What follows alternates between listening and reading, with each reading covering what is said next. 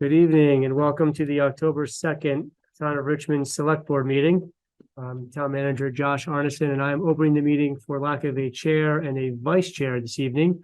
Neither the chair nor the vice chair are able to make it to the meeting. So I think our first order of business is for the board to determine which member would like to chair the meeting tonight. I move to appoint David Sander to be chair of this meeting tonight. Okay. I will second. Moved by Jeff, seconded by Lisa for David to chair the meeting this evening. State your name and your vote. Lisa, aye. Jeff, aye. David, I. And we have a chair for this evening. Thank you, Okay. David. So What for would those, happen if you voted no? I was thinking about that. Just present. So our chair is yachting off the coast of Europe tonight, Yeah. Oh, Of course. and our vice chair had something come up today, A little less pleasant. a little less pleasant. Hmm. So here we are. Thank you for coming. Before we begin with our warrant agenda, would anybody here tonight here to make public comment? Seeing nothing in the audience, would anybody joining us virtually care to make a public comment? Seeing no hands raised on Zoom, Josh, board, any additions or deletions or modifications to tonight's agenda? Okay, is there something? We're going to talk about that next meeting.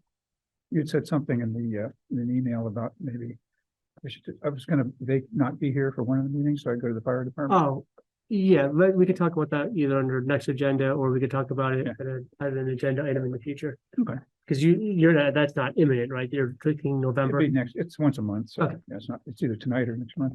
Yep. Yeah. okay, moving into the warrant Can you agenda. look at the purchase orders while you guys are doing that in the warrants? Please, Sure. I promise I won't pay any. What's the move N and O of the end of the meeting? Oh, okay, Sorry, I should have. No, so that- you mean after that P? should be everything. Okay, so we did have a request to move items N and O down to the end of the meeting, so people who are here for other things don't have to stay as long. So would moving Sure. N and O to after P be amenable to the board? Okay. So the agenda has been changed, so items N and O are now after P. Okay. Are we ready to begin? Sounds like we are. So first on the agenda tonight, this is just a reminder that the October 10th meeting is a fiscal year 25 budget meeting, which will also include a review of the fiscal year 23 fourth quarter financials and the fiscal year 24 first quarter financials, and also a discussion of financial policies.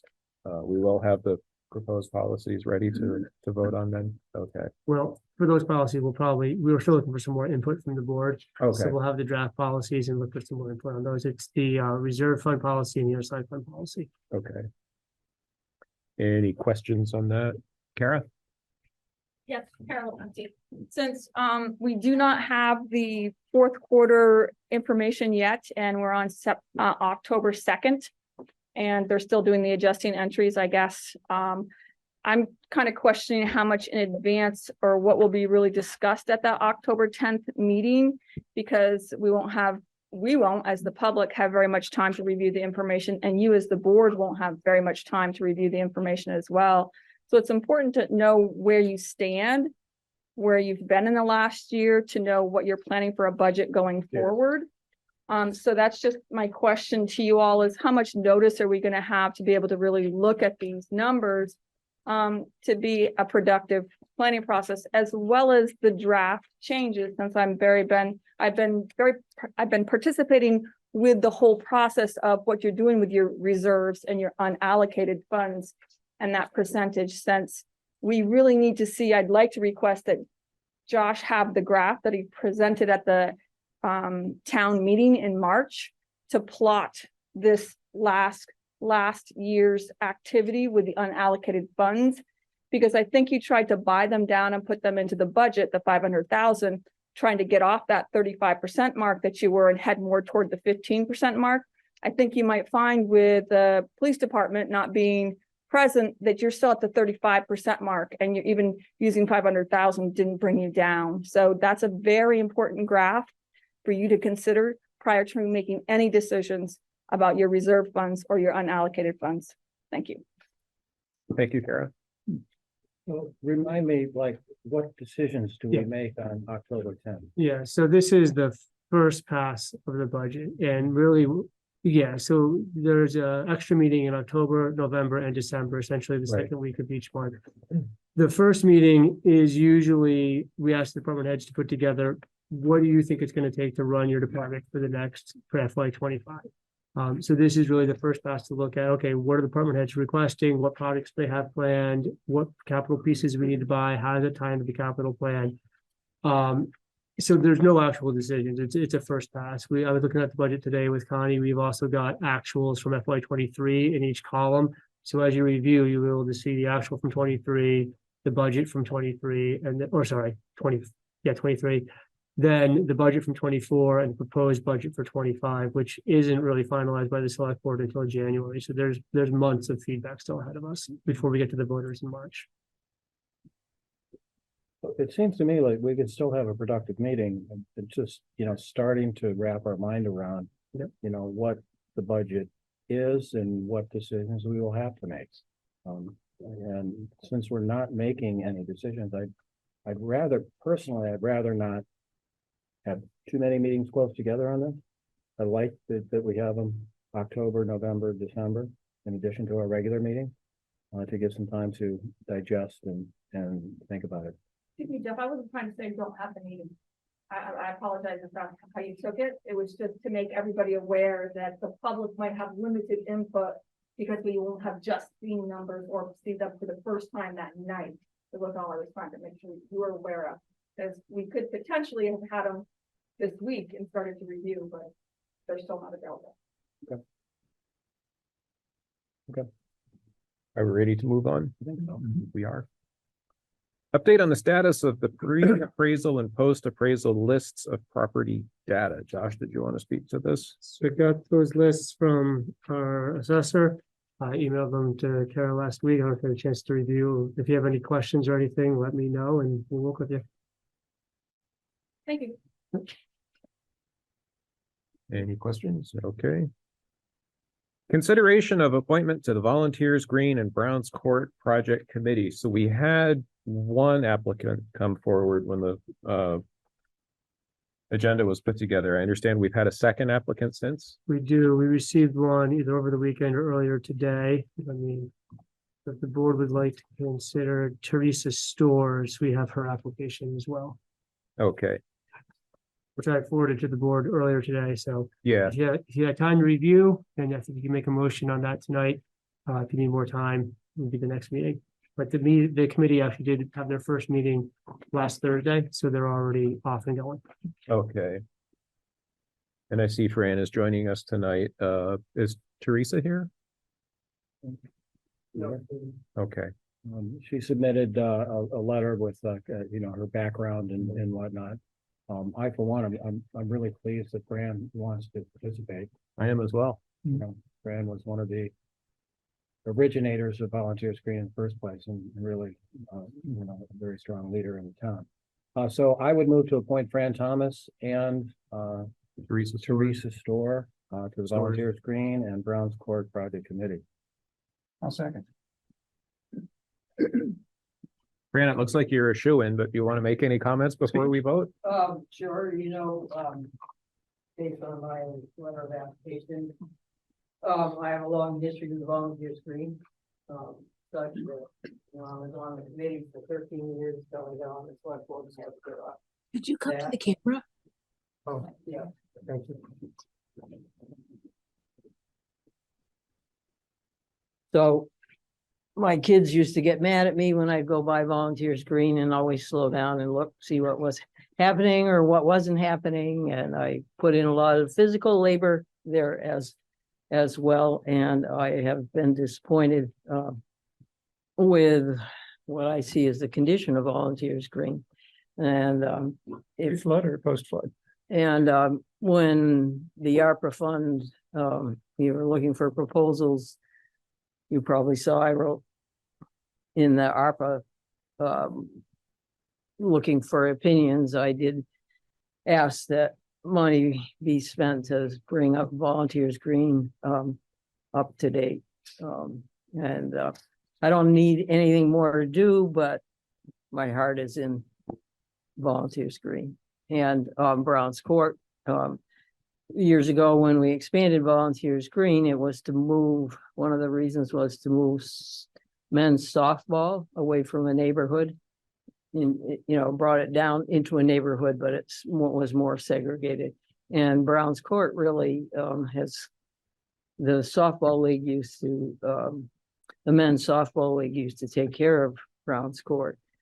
And it is in need of a lot of upgrading. So I'd like to be a part of seeing that the money that has been sort of allocated is well spent for those places. And assuming I get your approval, in my letter of application, I also feel that the round church green is kind of been neglected by the town, except for mowing for years. And would like to see, and that would be up to you, and to decide that would be okay for the committee to also look at Volunteers Green and around Church Green. And it's not as in bad shape as the others because it doesn't have any facilities as such, but it needs a lot, it could use some sprucing up too, so.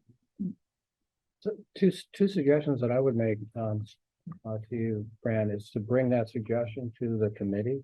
And if the committee has a recommendation for us, then we will certainly consider it. Yeah, I attended the meeting via Zoom the other night, but not as an official committee member. But the sense of the committee was that they would like to see the Round Church Green included, but I'm still not a member of the committee. And we are planning to meet at the next meeting to do site visits of all the three places, and the first place we're going to meet is the other suggestion I would make is the ARPA committee came up with a criteria for evaluating proposals for the ARPA money. There's, I think, 9 or 10 different criteria for how to do that. And one of the senses of the committee, I was on that committee, am on that committee. In fact, I think I'm chair of that committee.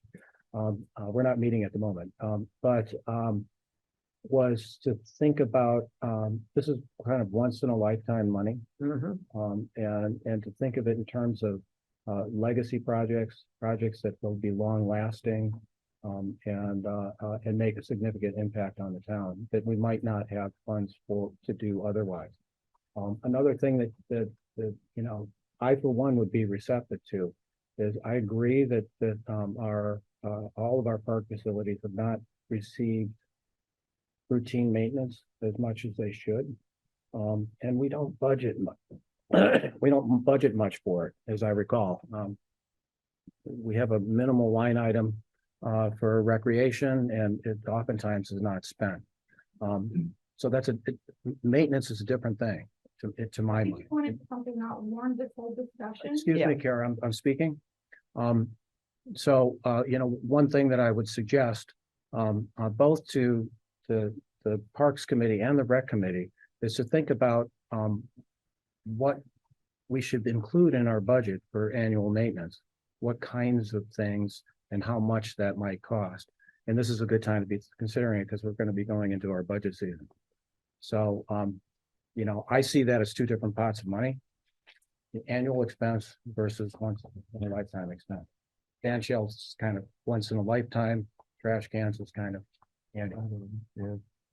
A routine maintenance would be part of the recreation committee, but bringing things up to that level where it's just routine maintenance, to me, is where we're at. I'm confident you'll be able to have a good conversation about that. So that's just my opinion, but I really appreciate that you're willing to serve on this committee because you do have such, long history. Well, thank you, Fran. Are we ready to vote?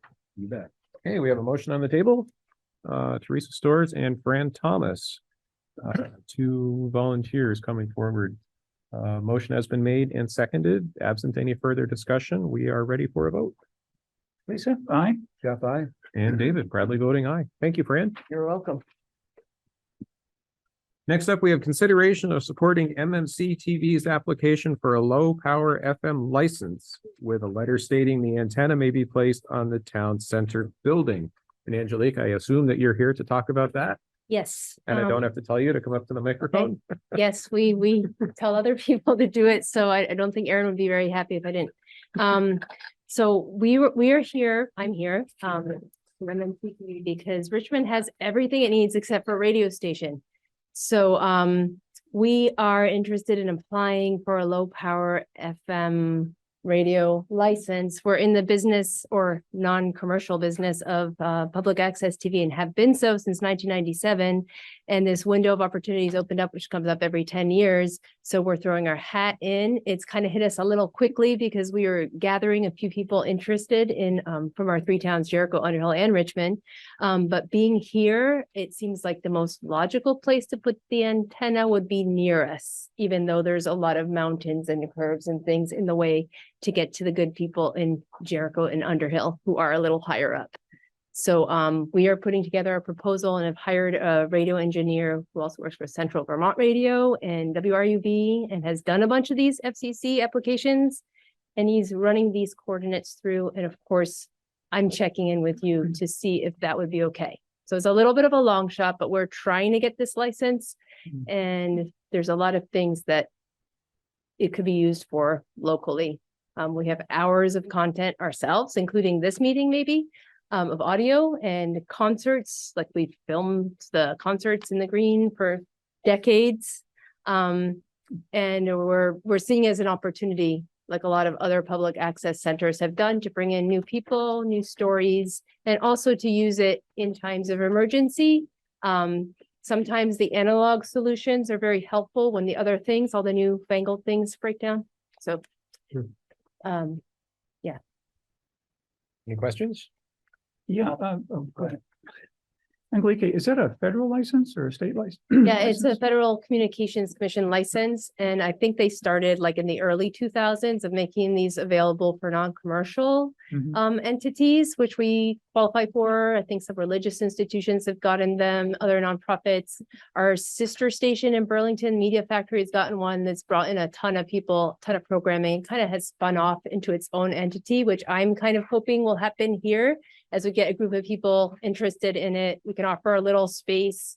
It's pretty quick to set up like a web-based radio thing nowadays. And we hope that it'll take on its own life and also its own funding because it's a little bit separate from what we're doing.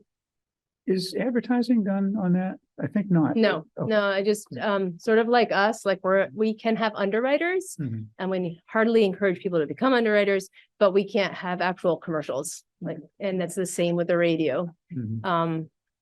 Is there recording made of the broadcast? I mean, is it retrievable or? I think that's a whole area that I'm learning about because the FCC not only has regulations about what kind of antenna and which ones, and the Media Factory folks sent me their invoices. So I've seen all these things. And they're within our realm to purchase, but they're very specific about not just the hardware you have installed, how it's located, where it's located. And also there's rules about what you can play. Which are more stringent actually than the rules that we have here because we can pretty much do whatever we want and Comcast doesn't say do this and do that.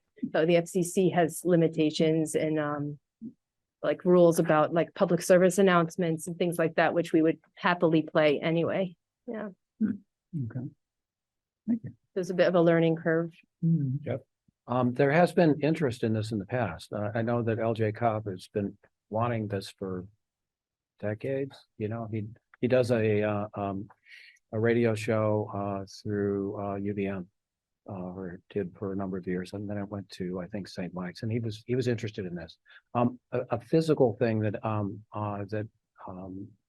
I would hope you would think about is, the highest point in the building is not the bell tower. It's on the flat part of it's a hip roof, and then there's a flat part up there. I think that would be an ideal location, and it would, nobody would see it. Or it would be very difficult to see. It wouldn't be, you wouldn't have a visual impact. I, for one, really support this idea. I think it would be really cool to have it. And, you know, what do we have to lose? I don't see any downside. It's with that in mind, I've moved to support MMCTV's application for a low power FM license with a letter stating the antenna may be placed on the town center building. I'll second. Any further discussion? Can we request a broadcast sign or whatever the call sign or whatever it's called? They just assign it no matter what. I don't I understand mean, what. well, you know, it's gonna be like WZZ. Call or something. letters. Call letters. Oh, yeah. Yeah, Can that we- might be a fun way to involve the community Mhm. as well. I mean, I think it's more like the radio engineer right now who we've hired to do this study will get back to me hopefully very soon. About the actual number that's available.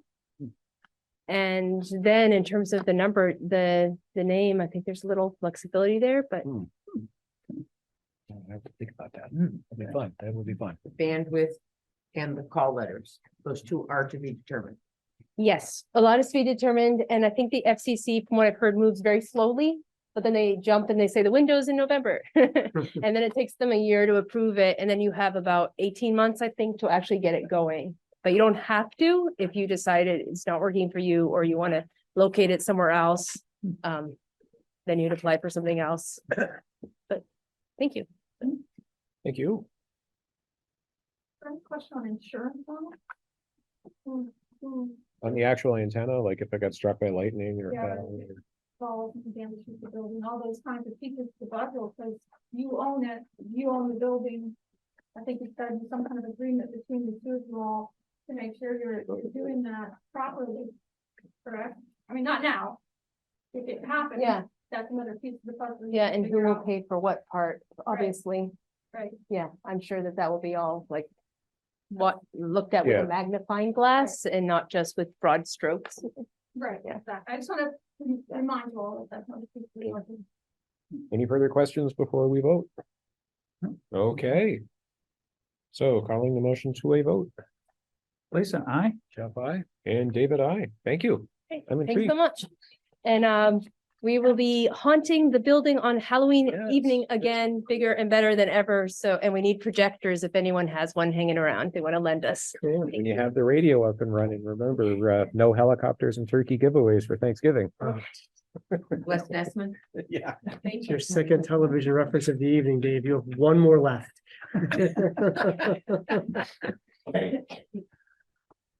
Okay. Next on our agenda, let me just get this wonderful cider donut ready here, Oh, my gosh. Oh. is consideration of closing Esplanade Street and Pleasant Street for Halloween. You want one of these? Full disclosure, I will say the speakers are bribing the board with these delicious And- donuts. A correction for the record, these aren't bribes. This is a taste and preview of coming attractions for Halloween night. I'm gonna ask you, get some more. Fresh out of the oven. So Yeah, you warms them up. Oh, yeah, they're very good. Every year it's a highlight. Okay, So this is Please. an annual request that comes before the board. The request is to I'll close, get them. is it Esplanade and Pleasant Street for trick or treating and Halloween?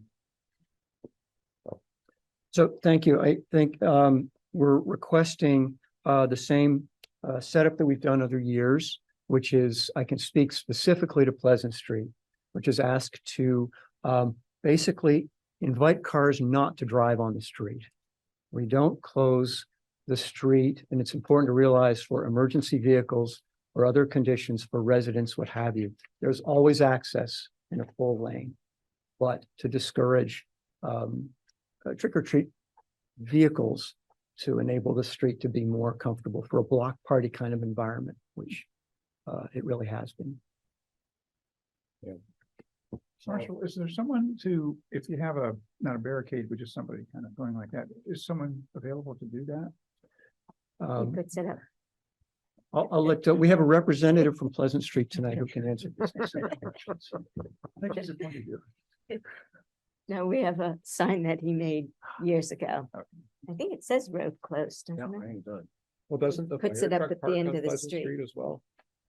Usually? It ebbs, some years they do, some they don't. Some years we've had the fire trucks, we've had rescue, police.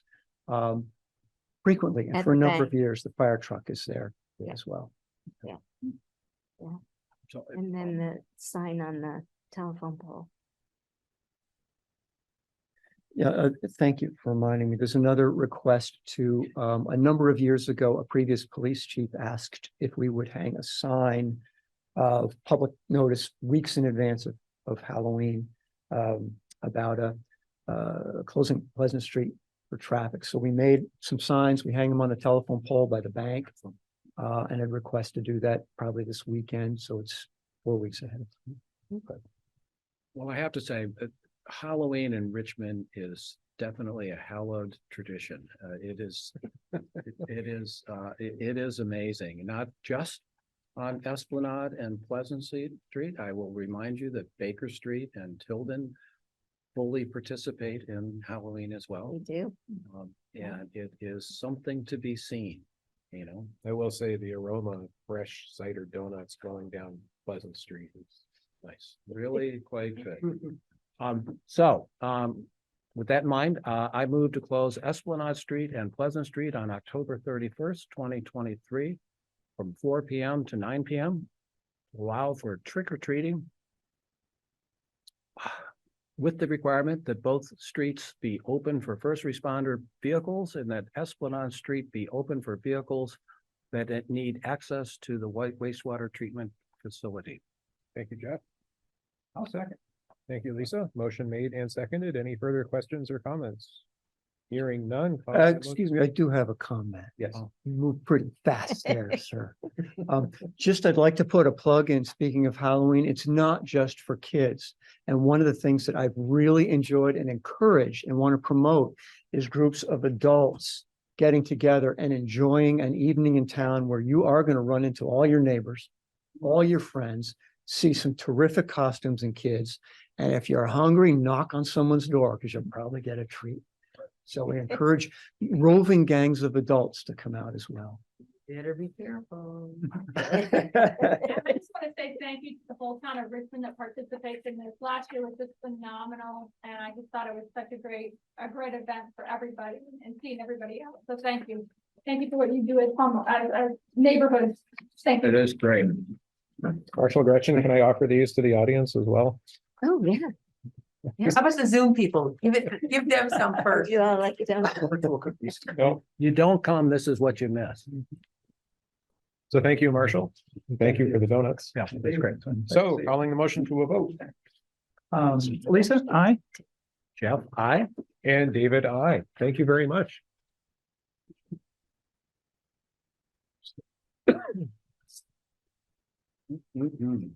Are those good? No, really good. And I'm sure these are heart healthy. Oh, yeah. Yeah. They're baked, not fried. Sugar, but thank you. That's Nick. not Swale. Yes. Next, we're on item F, next steps on the discussion of the swale between Esplanade Street and Church Street. Now, Josh, I haven't been over there in the last couple of days. Has this warm, sunny weather made this dry up a bit? Possibly. I haven't been over recently. I know that after we had some rain, I think a couple weeks ago, it did fill back in. So I think it's been a bit back and forth, but I'll be meeting with some representatives from Esplanade Street and Church Street on Wednesday afternoon, as well as I think we'll have Pete Gosselin, perhaps Bart Hill, Tyler Masha, zoning coordinator, or administrator, and director of planning and zoning, Keith Obolon should also be in the meeting. So we'll be meeting with some representatives to see, have more discussion on the swale and what can and cannot be done. We are supposed to get more soaking rains this weekend. Sounds like it. Soaking rains? Yep. Did you go on one or you're going on? Cause it was the tinfoil noise. Sorry. No, we're having a meeting on Wednesday. Thank you. Yes, with some town staff and representatives from both streets. Yep, I heard all the rest. I didn't know if you were having or. I'm sorry, coming up on Wednesday. Thank you.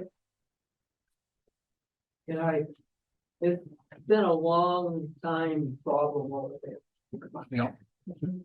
Fran, come on up. Well, Your knowledge, Fran, in I don't particular, remember is if it useful. was when I was on the board or right after that, when, the developer developed, the end of Church Street. And they were supposed to have a, well, first they were also supposed to have a path from Church Street over to Esplanade, and I don't think that ever happened, but Okay.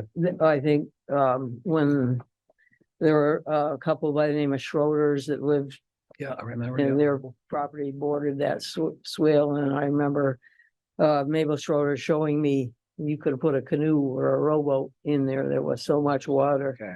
in there. So this is, Okay, you know, at the time that development happened, and you know, they would have mosquitoes and other kinds of things. So, you know, it is time to, we're headed to, Do you recall whether it happened before that development happened? I am not sure. I think there may have been some there because, you It's a know, swale. it's It's a a natural swale, swale, it's a yeah. swale, but I think it got aggravated by that once development. the Okay. development went in and, It certainly would be more stormwater runoff, you know, from roofs and pavement and whatnot. right, and, you know, that at that time, when I was made aware that it was, you know, the smell and the mosquitoes and whatever, and then, you know, I got off the board and I don't know what, you know, whether anybody really looked into solving the Okay. problem at that time, but it's certainly been a long problem. Thank Well, you. that's good to hear. When it came before this board, none of us had any working memory of that being a problem before. So this is good information. Thank you.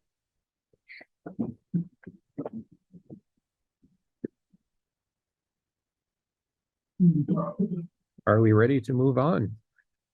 Item G. Oh, there's no other discussion? Oh, is there more Okay. discussion? Oh, but we don't have a, Okay. No, Yeah, it's just an update, not an action item. So next we have item G, review of the rate proposal from Casella for the solid waste drop-off center. Did you get a sandwich? I didn't get a sandwich. Oh. Did you get a donut? I skipped the donut as well. I'm sorry. I wanted to come in person. Normally I've kind of checked in with you guys on Zoom, but I thought it would be nice for you to finally put could like you face. tell us who you are? Oh, my name's Ryan Deneen. I work for Casella Waste Management and I run the Richmond drop off along with a bunch of other ones across the northern part of the state. It's been 2 years that we've been operating or close to, and this was the designated time for us to pitch a proposal for changing rates. I put one initial proposal out that I think didn't fit the town, and so I came back with a second one today that I think is a little more appropriate. Basically, what we're looking to do is, you know, inflation over the last 2 years, big deal. Just kind of bring our costs in line with what it takes to actually get stuff out of the transfer. And secondarily, the one thing that I'm probably asking for is the rates we went with, making sure that we keep food waste, recycle, and all those things kind of like free with a bag of trash, so that we just have the same exact setup as we have going forward, so that nobody really has to like change the nature of how we do things there. What we were looking for is just in one or two categories where it seems like maybe like large volumes of things come in under that category that seem a little disproportionate to what would be coming in, like truck load of recycling with a 15-gallon bag of trash, where it's kind of like the two things don't really match, right? And so I was just asking basically to set up a thing where the recycling would be up to like a 45-gallon container bag, which is like a contractor size bag, which within a week even my family would be, pressed to really fill that, right? Mm. We're also not looking to come out and be like measuring how much you have and be like crazy. Just for the very obvious spots that we have that kind of leeway to be like, okay, well, this is very obviously a very large volume of stuff beyond like what a $3 bag will cover when you actually take it in and we have to take all this stuff away. So the actual price raise, we put ourselves just in line with CSWD. So there's no difference between what you would do at Redmond Road and what you would do with us. They tend to be a little bit ahead of us. So while we may end up matching them, they may end up going ahead of us. So we will probably still be somewhat less at some point here. Like I said, the big difference was with that recycling. We did put a price to cardboard, and just so people understand, it's like $5 per yard, which is basically like if you filled up a pickup truck load, that would be, something we would charge. And if you came in with a bag and a huge thing of recycling, and then you had the pickup load, we would ask for the $5. If you come in with a bag and just some cardboard, it's like, it's all one thing still, right? So like, it's all like within reasonable measure. I don't know if anyone uses the place, but Pete has a good grasp on like what is and what isn't reasonable. And, I'll kind of give them guidelines on like, we're only really looking to get at the people that we've just noticed kind of abuse the system, right? And the only other spot where we have that is also with the yard waste. We were looking just to have it be 2 yards for free per day, as opposed to just kind of unlimited, because we've had 1 or 2 people that kind of use it in a commercial sense. And basically are just subsidizing their own small business by like dumping tons of stuff onto us, but without having a specific verbiage to say like, here's a reasonable amount you can bring in as a like resident, right? In a household, we'd like to keep it free for that. We were just looking to get kind of a line where we could say, okay, this is reasonable. And, if you really want to do this, save it, bring it back tomorrow. You can do it again. But those were the big things. We did change tires. I asked to have them go up $2 for the normal size tire. I did ask to change Freon to basically just $20 across the board, which kind of just sticks to where our costs are with that within reason. And then with the mattresses, just to bring it in line with all my other depots, just having it be the $5 thing where it's 20, 25, 30, 35 instead of the 2 full and queen matching. So I don't think anything is unreasonable. And it's really just to kind of make sure that we're actually like covering our costs. We probably operated many, many weeks, maybe sometimes at a loss going on with some of the things, mostly due to inflation, right? When we made our initial pitch, we didn't know it was going to go through the roof. But really, we're just looking to just bring our costs in line, keep it all. For full disclosure, I go every week. I'm kind of frugal, so I'll wait until I have 45 gallons in the trash, which is every week. Yep. But sometimes I have a little over, so I save it for the next week. Sometimes it's a little light, which kills me. But I make no effort whatsoever to condense the recycling. So, I'm the guy that shows up in the pickup truck with the 45-gallon container and a pickup truck full of loosely strewn paper and cardboard. Well, this is where I'm saying, things within reason. Yeah. Like if I were to condense it, if you were to condense it, which we can eyeball, because for years I had a gray and a green 45-gallon can. The gray one was garbage, the green was recycling. But since then, we have recycling bins in the garage, in the basement, in the laundry room, in the bathroom, in the kitchen, in the pantry. So I'll just grab all those bags. Each one's a quarter full, throw them in the truck. So it looks like I have a lot more recycling than I really do, because the trash, full disclosure, I packed it down into that 45-gallon can. Yeah. Well, we're not looking to be crazy. Like I said, we're not coming out to like measure it. Yeah. This is really just like a within reason thing. Most people do come with just their 30-gallon like can, right? Most people don't bring 45 gallons, which is why I actually upped it. It was based on like 30 gallons and I just upped it to 45 so that we wouldn't get the small kind of spillover into this, because that's not what we're looking for. It was more just to catch kind of this wider kind of breaching of the boundary that we were looking to talk about. So And going to the dump is the high point of my Irish setter. He loves Pete. oh yeah, I'm so glad we have one again. Yeah.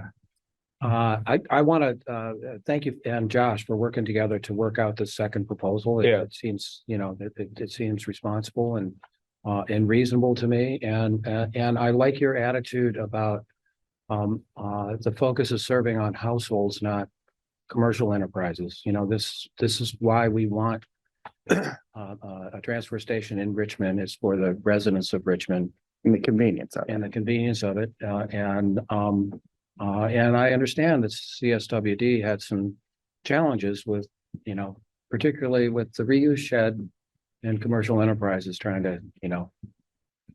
I mean, challenge, you know, and We've probably come across those. Recent solutions needed to be adjusted as well on that particular thing.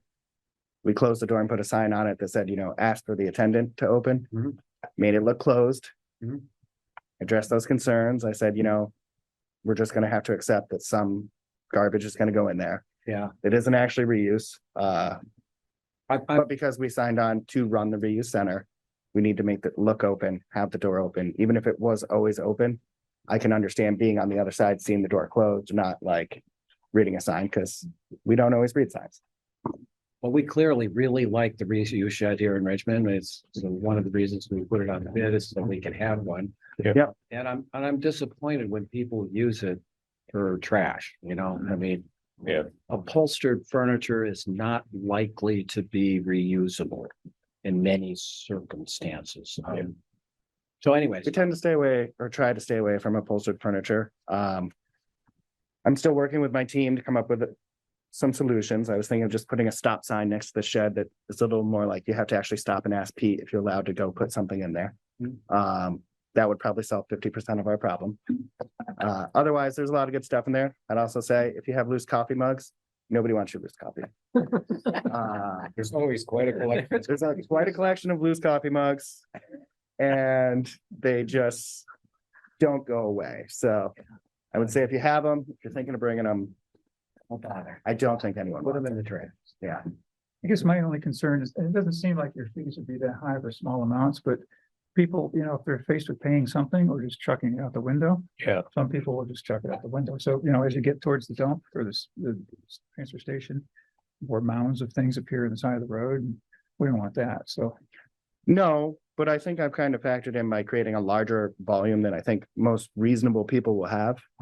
That I don't think we're gonna get that issue. I I also, like the the fee solution. itself for being over 45 gallons is $1.25 for the next 45 gallons. So it's not killer. It's Yeah. just, you know, probably takes in what the cost of that will be across all the tons. That $1.25 is probably what it costs to have the extra stuff. yeah. What does Pete think of it? I'm sure you've had his input, whether he wanted it or not. What does Pete think of which Just part? the changes, has he had a voice in, I mean, somebody's gonna have to keep an eye on this. Is he okay with doing all that? I assume he's the one. Yeah. The reuse center frustrates him sometimes when things like garbage go in there. He takes it very seriously. Yeah, He's he does. very good at his job. He's probably like the best depot manager I have. And I really appreciate having him as an employee, as I spoke to him today, you know. And he has a lot of dedication to you guys in the town, you know, so I'm gonna give him a few vacation days coming up over the next few weeks. I think he needs a break. But he should come back pretty rejuvenated. A new person I have there, Aaron, is much more personable than maybe a previous person who was working Yeah, there. previous person, I called him grumpy. I think he needed It's to it's go. a fair assessment and, Yeah. you know, he's moved on. And as we come across those things, you know, I'm always happy to work with you guys. So. Yeah, I'm glad this worked through. When I saw charging for recycling, I was kind of scared. Remember last spring when we were in a drought?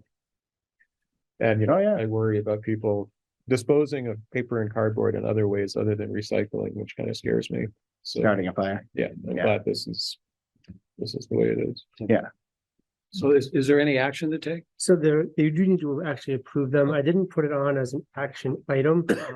We have the updated, but I could put it on the next agenda as an action item and sort of a housekeeping. Okay. We could do it now, couldn't we? I think, I mean, it is on the agenda. I don't think it'd be out of order to do it if you want to. Approve the, Sure. okay.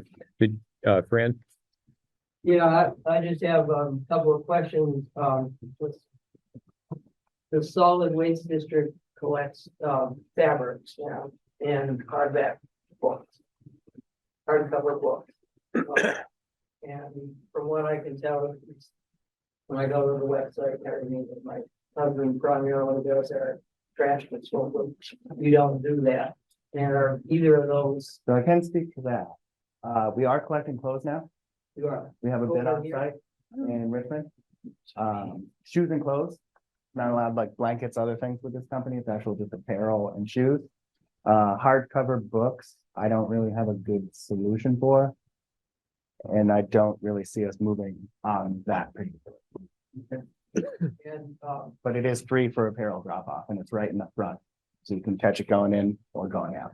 and I think you've answered the question about. Do you actually charge sometimes if I want to put an item in the solid waste district, sometimes we charge me because they weren't sure whether that item was gonna actually, be taken by anybody. You can charge it No, at all, or it's, we do not. That's where I think the frustration is, there's something filled up that maybe shouldn't be there, but we're not charging because that's a rabbit hole I don't really want to go down. but do you critique what goes in? We do critique what goes in. We try to critique what goes in. Thank you. Pete told me he didn't want my chairs a couple months ago. He didn't want Josh. They're a little too broken. So I said, okay, we'll put them in the bulky waste. So he does look through. So at this time, I guess I would entertain a motion to approve the rate proposal from Casella as presented to the board tonight for the solid waste drop-off center in Richmond. Is that the action that we're supposed to take now? Yeah. Okay, then I'll make that motion. Okay, so I'll second it. Maybe as amended today by the town manager. The last version. Yeah. Brian amended it. That's why I said as presented tonight. As presented, that's fine. Okay. So the motion has been made by Lisa Miller and seconded by Jeff Forward to accept the rate proposal from Casella for the solid waste drop-off center here in Richmond. Absent any further comments, bringing the motion to a vote. Lisa, aye. Jeff, aye. And David, aye. Thank you for coming. Yes, last point, it will not be effective until January 1st. Oh, good. Okay. So you have a Thank you. bunch of time to go still. Thank you for your time, everyone. It was very nice to meet you all in person. Have a donut on the way out. Yeah. Okay, I'll do it. Marshall said they're baked, low fat, gluten-free, sugar-free. Lying. Come on, I'll take the donut. They don't like see our elected officials lying in public, please. Discussion of representatives from the select board attending a recreation committee meeting. Who wants to speak to this? I don't know. What brought this on? I don't know. Okay. I mean, we're free I to can- attend any meeting on Zoom. Wanna speak to it? I can give an overview, sort of, Okay, just so we're right putting the memo to the board as well did as. it come from them? Or, Yeah, so after the select board, and we have some representatives from the rec committee here, so if you guys want to speak to it as well, but I'll give an overview and you. Here's just your overview first. Okay, sure.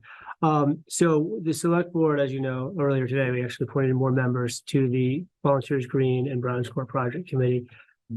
Shortly after that committee was formed, I heard from some members of the rec committee that they felt that passed over, that they weren't asked to be part of that committee or to actually do that work themselves as the recreation committee. I know they reached out to me. I think they reached out to Jeff and maybe a couple other select board members.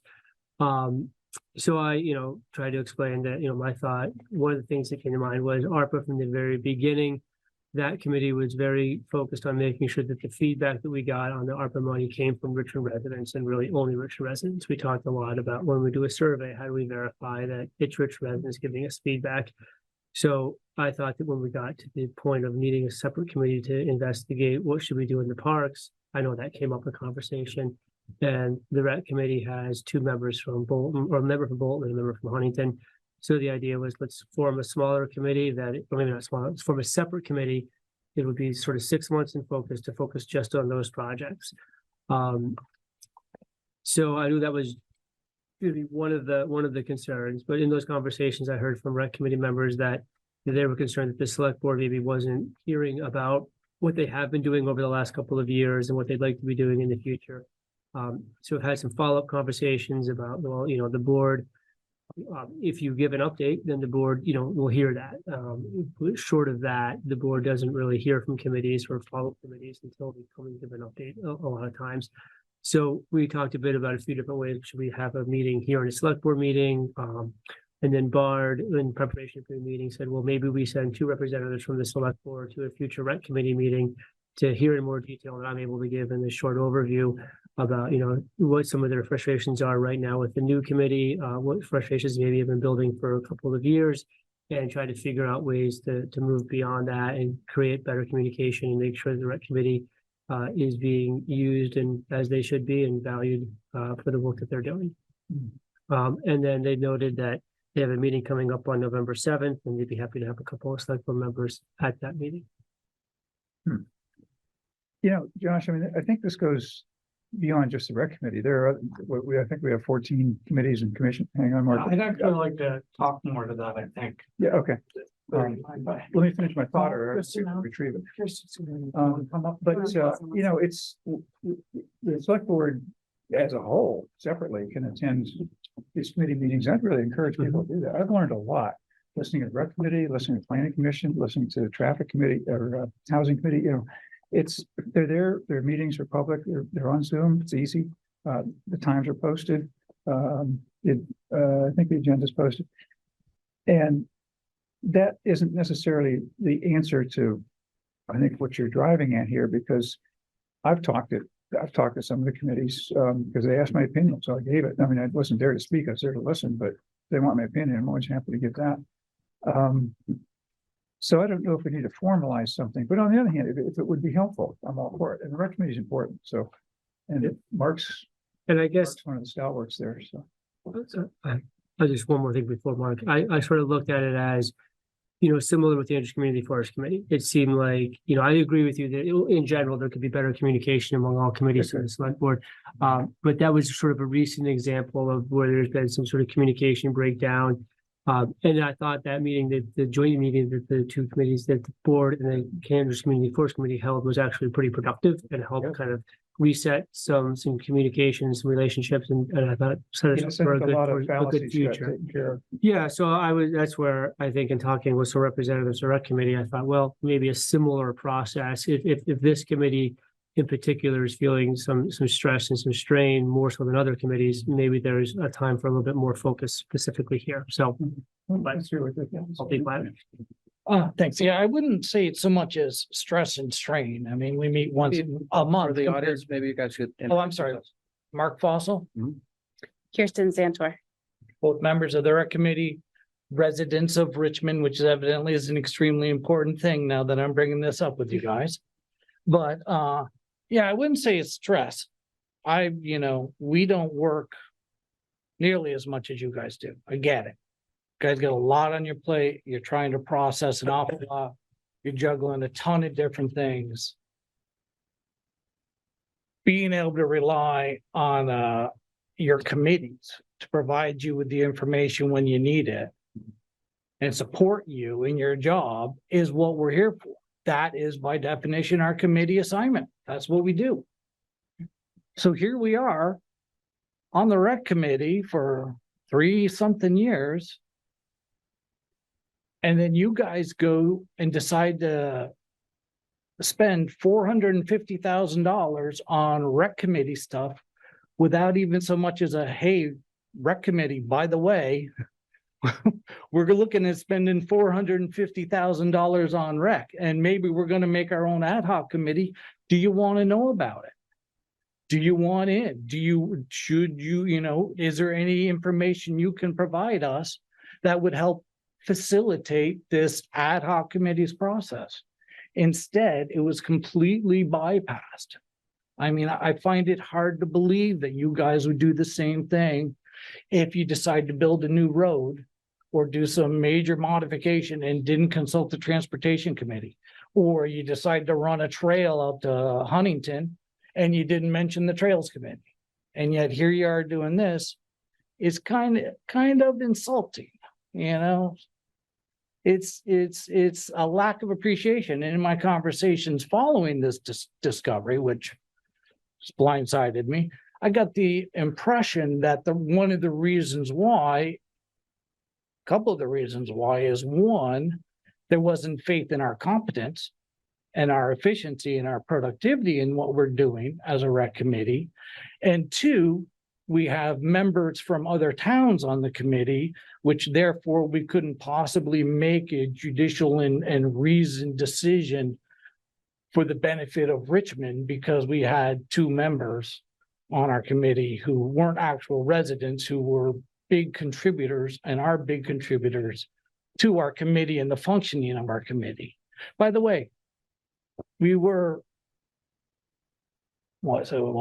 five members, including a Bolton and a Huntington representative. That means 3 Richmond residents. Nobody else is applying. Nobody else is stepping up and saying, oh, I'm going to do it. Let me join the rec committee and help out. So they weren't voting members originally. They were auxiliary members who helped support us and gave perspective, but everybody from Richmond whittled away. And in order to make us a functioning committee of more than 3 people, the select board decided to give them voting privileges. Now, all of a sudden, the select board can't trust the voting privileges of non-residents because I don't know why, but that's the gist of what I'm getting. And also that we're not productive enough to warrant the expertise to judiciously assess the spending of this $450,000. That was another vibe I got. So, I mean, I don't know what's going on. You guys want to get together and meet and send a couple representatives to the rec committee? You sure, but I would ask that every member of the select board that doesn't believe in our composition or competency come to this meeting and talk. If it's only 2 of you, then that'll be great. We can have a conversation with the 2. But if you guys as a whole have no respect for what we're doing and who we are, then you should come and tell us. And you should maybe dismember the board and remake it the way you want. Now, I know you got a lot of other stuff going on, a lot of other headaches. Rec committees at the bottom of the pile. Ad hoc committees often running and doing their thing. There's nothing pressing about it, but it speaks to a bigger issue of communication, which you guys were getting to, which is really encouraging. I brought that up with a few people. There needs to be some sort of better communication between the select board and its delegated committees. You guys are the ones in charge. You're the bosses. You don't tell us what to do, we're not going to do it. We're not going to know what to do. Even though we're doing stuff, we're thinking we're making headway. If we're not doing what you want us to be doing, evidently we're not doing the job that you have formed the committee to do. That's not on us. Actually, Mark, I'd have to add, if we don't know what you're doing, I don't think we can tell if you're doing what we wanted or maybe even what we wanted. We're So- staffed by town Yeah. employees. We would have thought you guys would have some inkling of what we're up to, what's going on. So that's a bigger issue you guys need to think about, is coming up with a way without dumping more work on town staff, which are already stretched thin, but coming up with some sort of simple way where you can be dialed in to the going ons. I know you got enough just to keep a select board going. You don't have time to read the minutes of the 15 committees we got in Richmond, you know? I get that, but there's got to be something. I don't know. Paragraph summaries on a monthly, bi-monthly, quarterly basis, something that says here, this is what we're doing, get you to think about what these committees are doing. Because if you're not going to use us, there's no point in having us. There's no point in us spinning our wheels, wasting our time, be it much less time than you guys are investing, but it's still an investment of time. It's a commitment.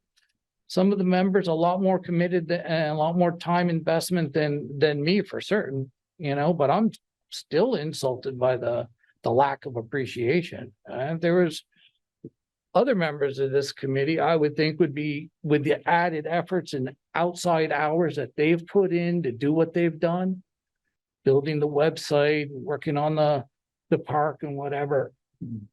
I can't speak as well to that as some of us here.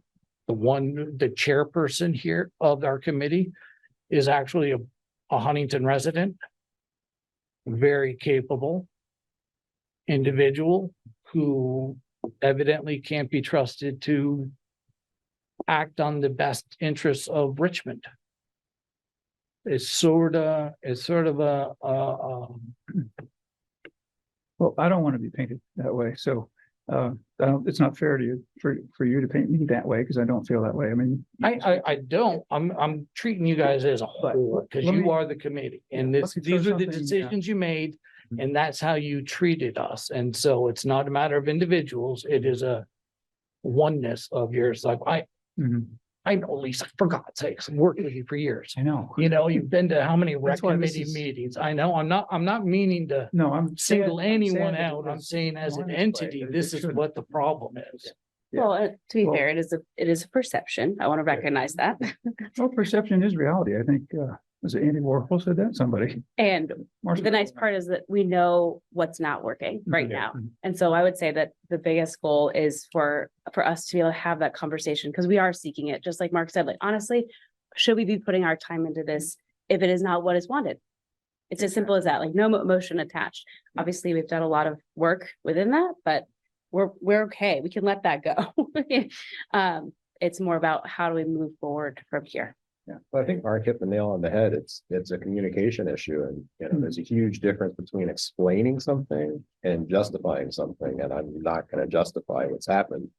But I will say that we've had a lot of challenges thrown at us that are eating a lot of time, and not to excuse it, but you know, things that we should be paying attention to fell onto the back burner. You know, so there is that perception there. Yes, communication was a problem. Prioritizing, I guess, is a problem. But I don't want the perception to be that this is intentful or planful or excusable. It's not. But I think going forward, we do need to foster that communication. We do need to reach out. We do need to engage in conversations. I think, you know, looking back and analyzing this, there were parallel conversations going on. There were parallel projects going on. There was a lack of communication. That's how we got here. We know how we got here. You know, going forward, I want to see us learn the lessons from this and move ahead cooperatively, productively, and engaging. Which is why you're here tonight. How do we do that? Can I first, Josh, this is what I was talking about.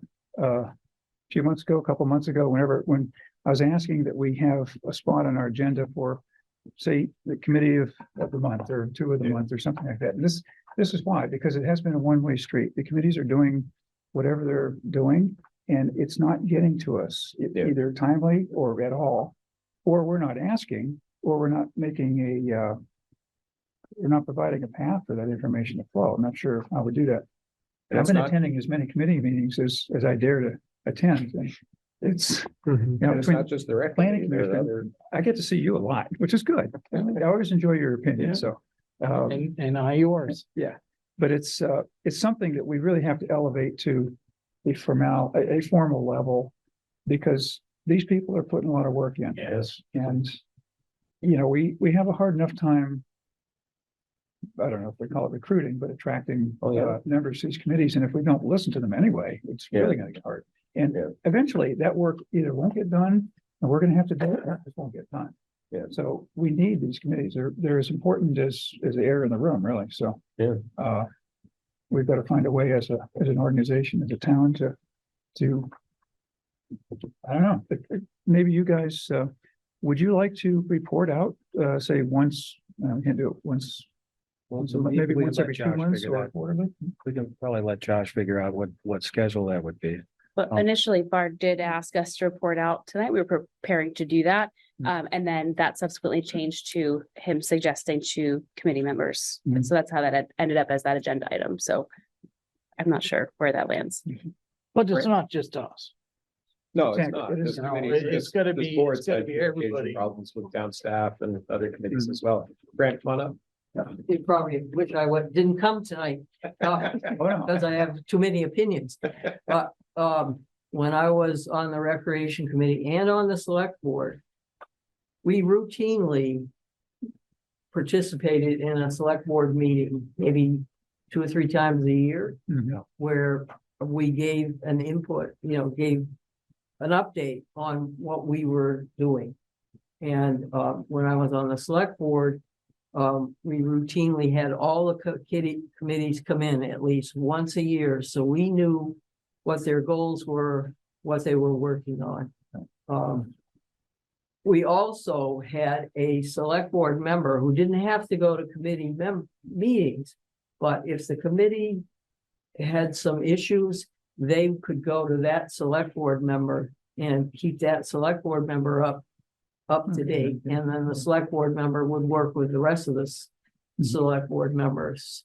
We also had that for town departments, that each Select Board member had a department that they were more knowledgeable of when it came budget time than, they didn't have to know everything about every other department, but it really helps the committees if they have communication with you that are invited. When I saw the request for the committee I just got appointed to, I've been wondering, how does that relate with the Recreation Committee, which I'm so happy to see that there is a viable Recreation Committee.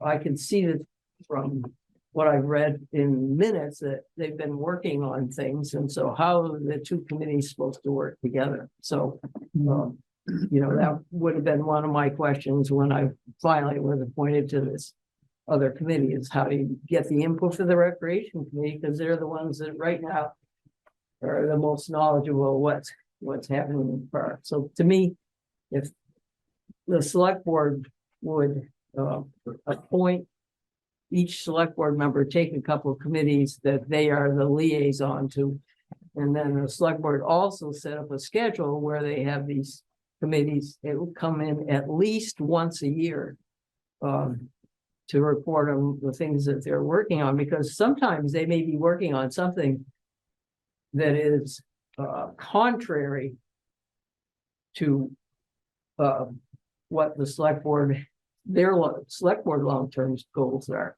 And if you're not following that, I don't know that happens very often, but it could happen.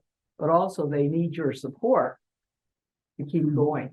And particularly the Recreation Committee, it's, if I wasn't as old as I am now, I keep thinking, oh, I should get back on that committee, but I have no, I have too much else to do, but you really need to communicate with these people, and the Recreation Committee and the committee, whatever you want to call it, that I am now on, needs to be some sort of meshing of how they work together. Thank you. I'd say we need to publish who and what and when and how, so that, both parties know, all parties know what's expected for communication. And, if I'm assigned, or hopefully I can pick the assignment, but if I'm assigned to talk with you guys or just listen to your meetings, I'll be there. And there'll be once in a while, I'm not, because something even better came along, but And you sort of have been, you've dropped by an I do. awful lot of rec committee Yeah. meetings and still checking in on us on the PC, and I appreciate that, but that's just a huge load on you guys, and I get that, but there's gotta be something more systematic, Mhm. something that isn't gonna let these kind of misunderstandings fester and propagate.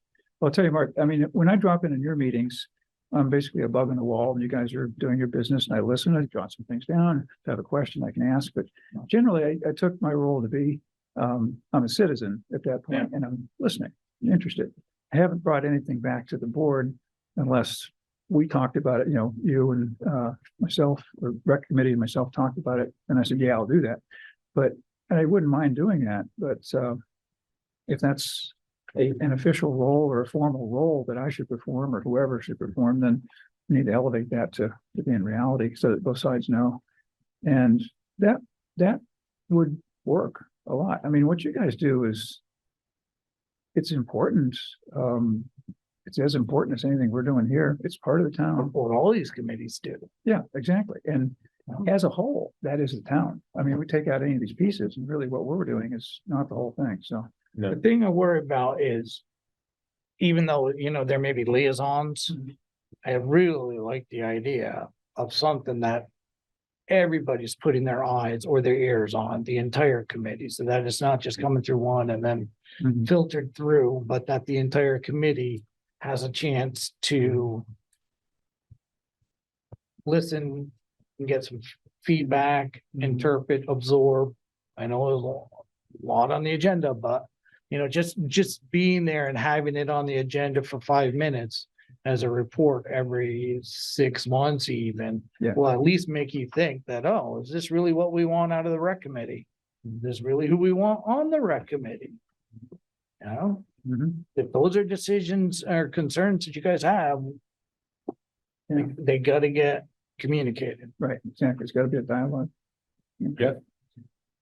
So, I agree with all of this, and I think we should have, clear communication between all of our committees. And we have been talking about having regular times when people come in and explain what it is that they're doing and how we relate. It's difficult for us to participate in a meaningful way in all of the committees that we have, because there are a lot.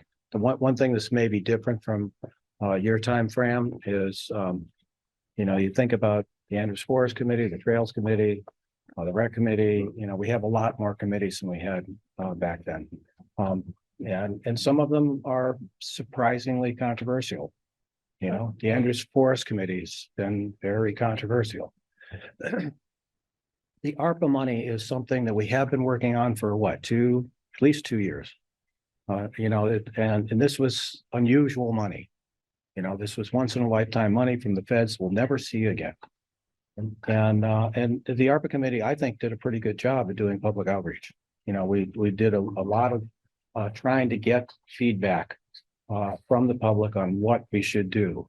And one of the things we talked about early on and repeatedly through that process is that we wanted comments and information from Richmond residents. We said this many different times in many different ways for the ARPA money. When the issue of what to do with Volunteers Green came up, I gotta say, it was a firestorm. And if maybe you read it in Front Porch Forum. Any issue that you find in town that you see comments on Front Porch Forum, you can multiply that many times of emails that we get directly. Is that fair to say? Yeah.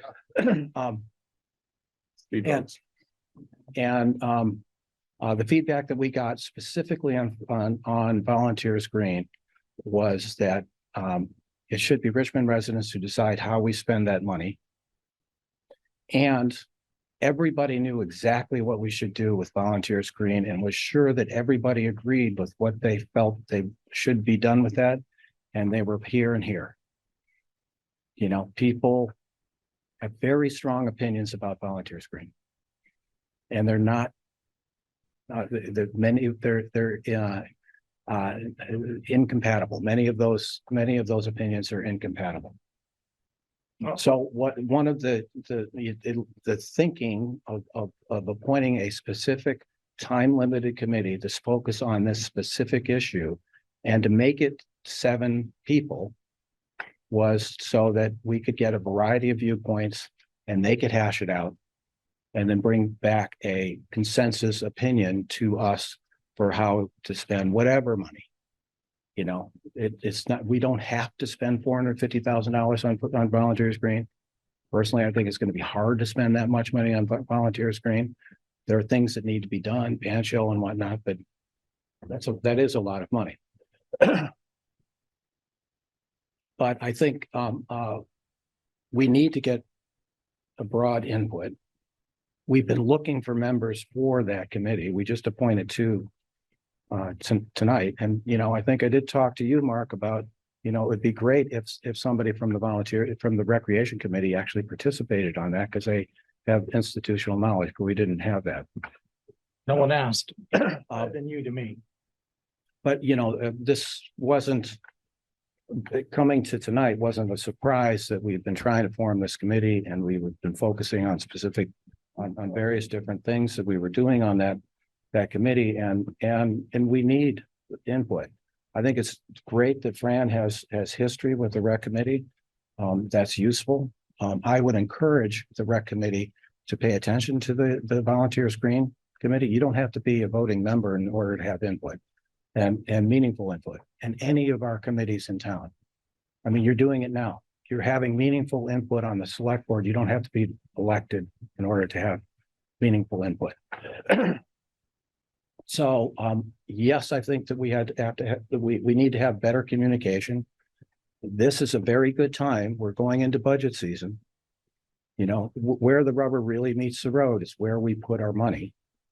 You know, and if there are recommendations from the rec committee on how to spend the budget line item that we should have, I'm not aware of it. And I would welcome it. And I think that, you know, as I mentioned about when Fran was up here, I think there's routine maintenance that has been foregone and that we need to do.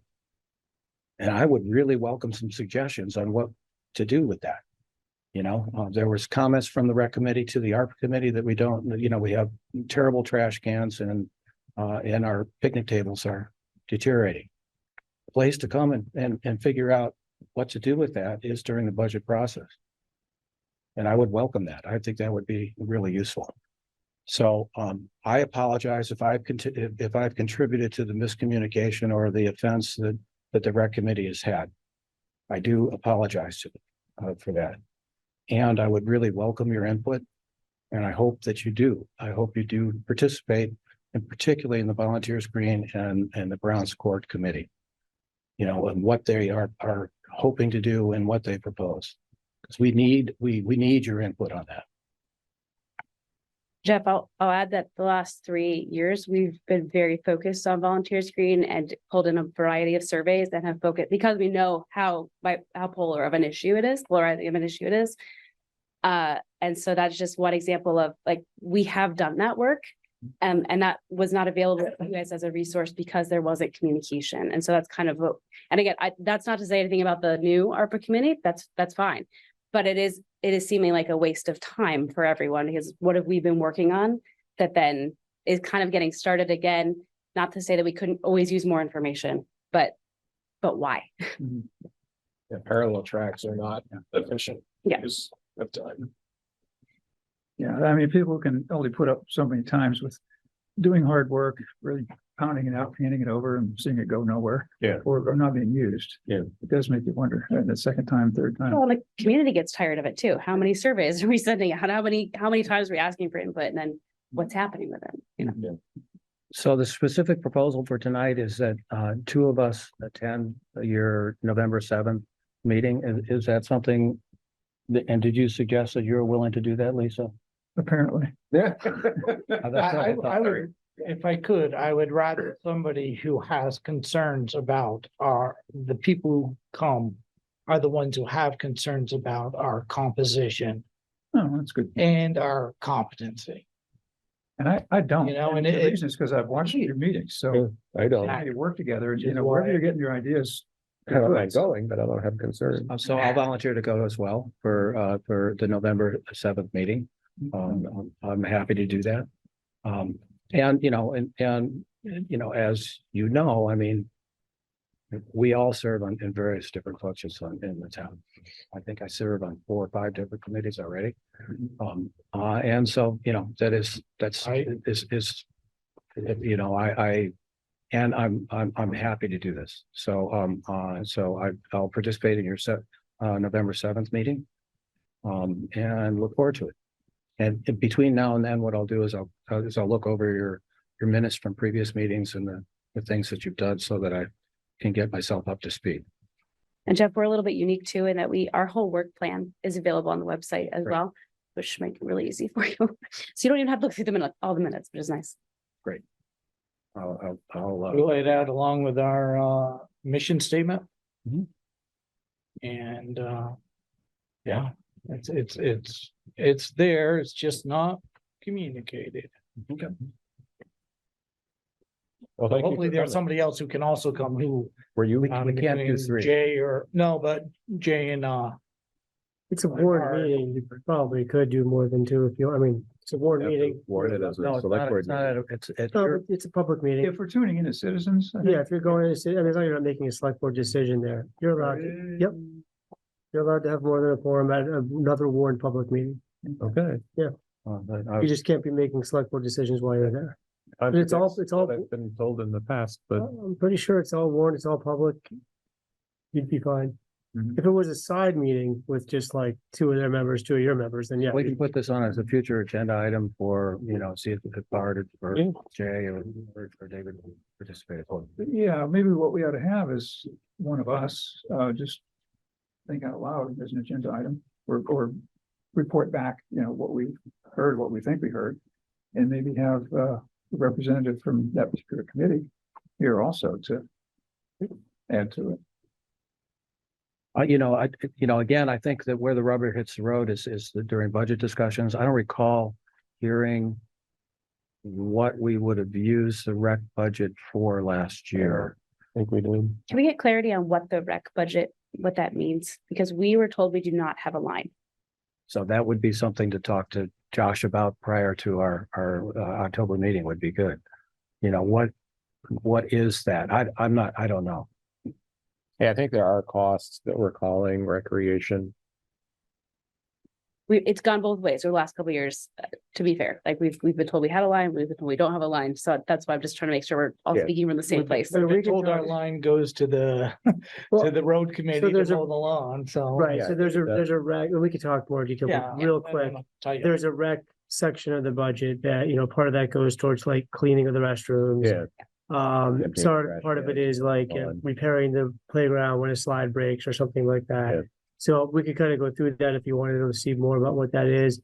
But then I think another opportunity is if you guys said, well, we could use X amount of dollars to do these 3 projects. Right. Yeah. Then we would put that, like, really ideal time would be like next week's meeting, but it could be later. To say, oh, rec committee wants to do these projects, it will cost this much money, should we add a line in, and then it could proceed that way. And if it's a big ticket item, it's conceivable that the conservation fund could be used for, big ticket item. And if it's, that's not out of the realm of possibility.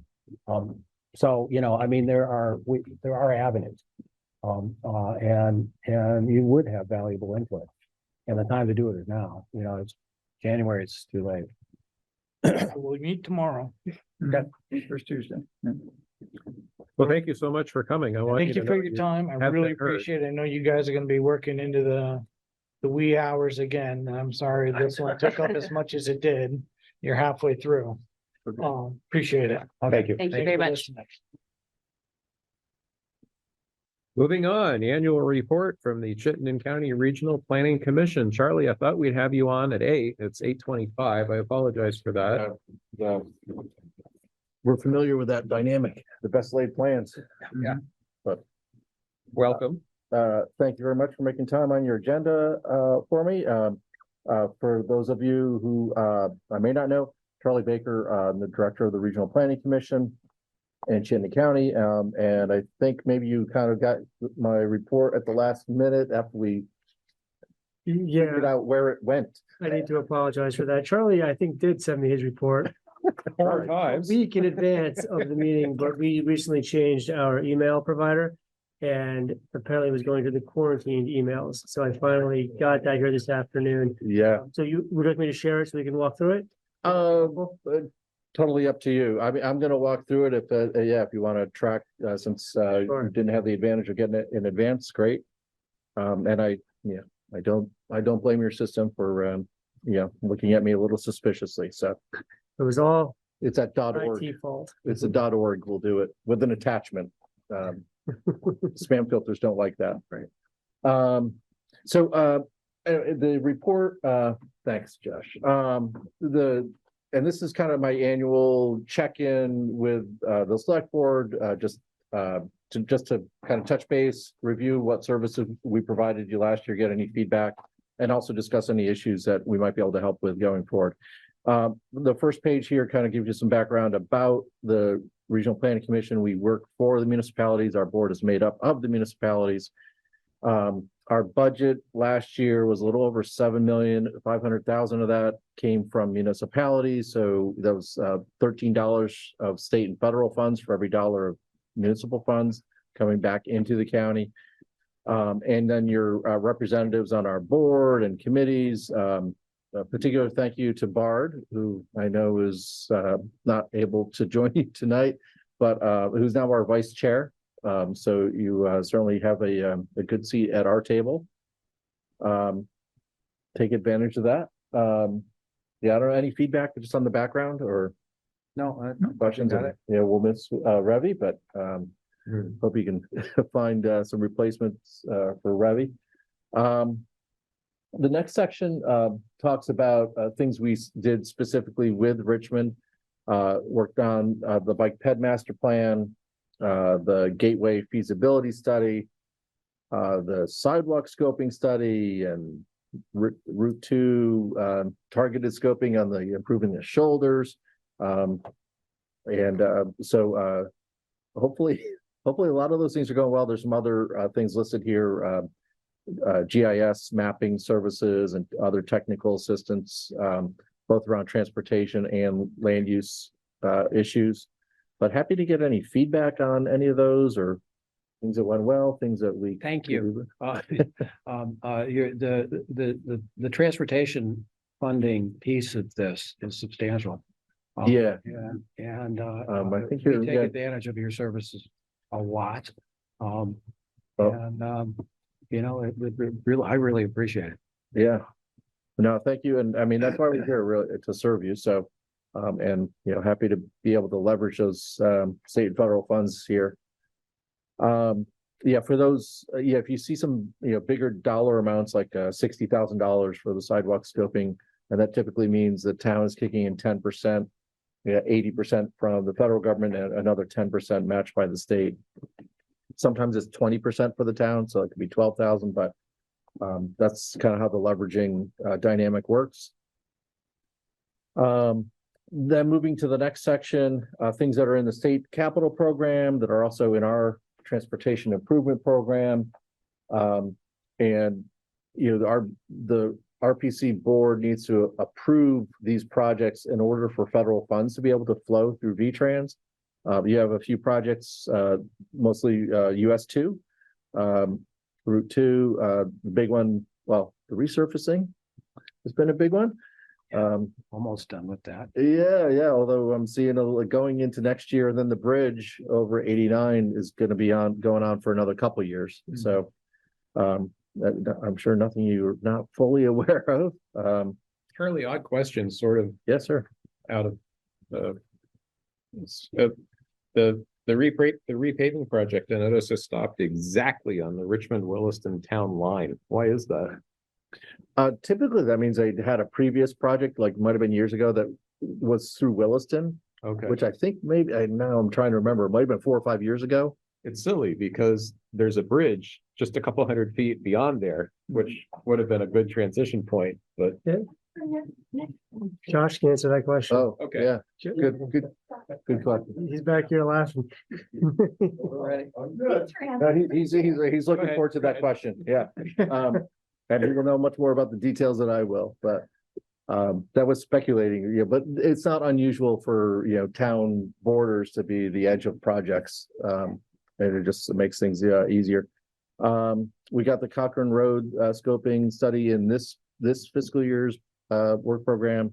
I think we're still finishing up some of the things that were in last year's work program. And then the last section is a lot of things that we do without regard to any specific municipality. I'll just mention a few of these in order here. We are working on updating our regional, what we call our ECOS plan. So that will be more conversation about that in the coming months. We are really trying to up our game in terms of what we're doing with equity and public engagement for underrepresented communities. So we formed an equity advisory committee and have done another hired staff person to focus on that. We're probably looking at having some sort of equity summit early in 2024. So just a heads up on that. And scrolling down further, I'm gonna. Can I ask you a question Sure. relative to that? And so like, how? What kind of organizational and project specific equity and racial justice efforts? What are we what is doing it? Yeah. specifically? Yeah. So a lot of this comes in, there are federal requirements, namely Title VI, Mhm. that says we need to take extra efforts to reach community members that might not normally participate, or so they've been called marginalized or underrepresented communities. So it's really spending more time to try to establish relationships with. How would you do that like in Richmond? So Richmond, I don't know the answer to that question. I will say, it's been where we have more diversity in the region. Like, we're just working on the Winooski Burlington Bridge, right? So a lot of engagement there in the, Old North End and Winooski with, different refugee communities and the Association of Africans Living in Vermont. In Richmond, I'm not as familiar with the dynamics. It does get harder as we get more homogeneous, in our suburban towns. so something I would suggest is our racial diversity is not great. Right. Yep. I think we have less than a dozen African Americans living in Richmond. Yep. However, we certainly have marginalized Yep. communities, and Every town does. and underrepresented Mhm. communities. One community that I would really like help trying to figure out how to engage is our mobile home park. Mhm. Yeah. Riverview Commons. It's 145 units. That's a pretty dense neighborhood for Richmond. And it's the gateway scoping study Mhm. recognizes the connection between the village and mobile home park is important and really difficult, Yep. to try to do that in a meaningful way. And I would love some thoughts and ideas, from you guys to help us figure out how to do that. Yeah, and that's honestly, that's kind of the way we're approaching this of like, we're gonna try to cut our teeth a little bit on it and hopefully, bring things to our towns as we're learning things and, and hopefully maintain that kind of staff capacity where we can supplement the engagement things that happen at a municipal level. So yeah, we should talk about that gateway project, and I gotta remember which of my staff people is even working on that. Because that probably is a good opportunity there. Yeah, but that, even if there are some good plans for it, but it would take quite a while to implement those plans the way any kind of transportation project goes, and this one would be a complicated one. Are you talking about the actual project? Yeah, the implementation. of it. In between then and now, there's lots of different issues that we could be getting valuable input Right. from them. One of the challenges with that mobile home park is they do not have a community space. Mm-hmm. So even meeting with them is difficult. Right, right. Tried it, was it last summer, the 10th,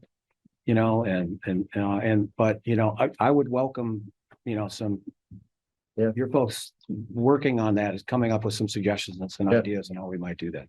No, that's good. Thank you. We'll keep going down here. We did an economic development strategy, working on housing issues, the Building Homes Together campaign. We'll have a press conference in a couple weeks here. Energy issues, other transportation planning and transportation options and clean water, emergency management. I'm going faster. Sorry, Josh. So, yeah, any feedback on any of these or any, the CUD? I love Ann Janda. Yeah, I've good. been, I've worked with her on a number of things. We hope to put in another agenda item we have is to do an energy assessment of Yep. a couple of buildings in The town. audit, yeah. And we'll work with Ann on submitting that application. Yep. And maybe I don't know if you have any insight into this. So the Municipal Energy Resilience Program. Yep. $37 million statewide, something in that order. Yeah, And 42, it's something like that. specifically for municipal building energy improvements. Right. Which sounds great. And with implementation grants up to $500,000. Mm-hmm. My understanding is they've had 500 buildings that have been already put in applications for energy assessments. Concept. yeah. Which is like a lot.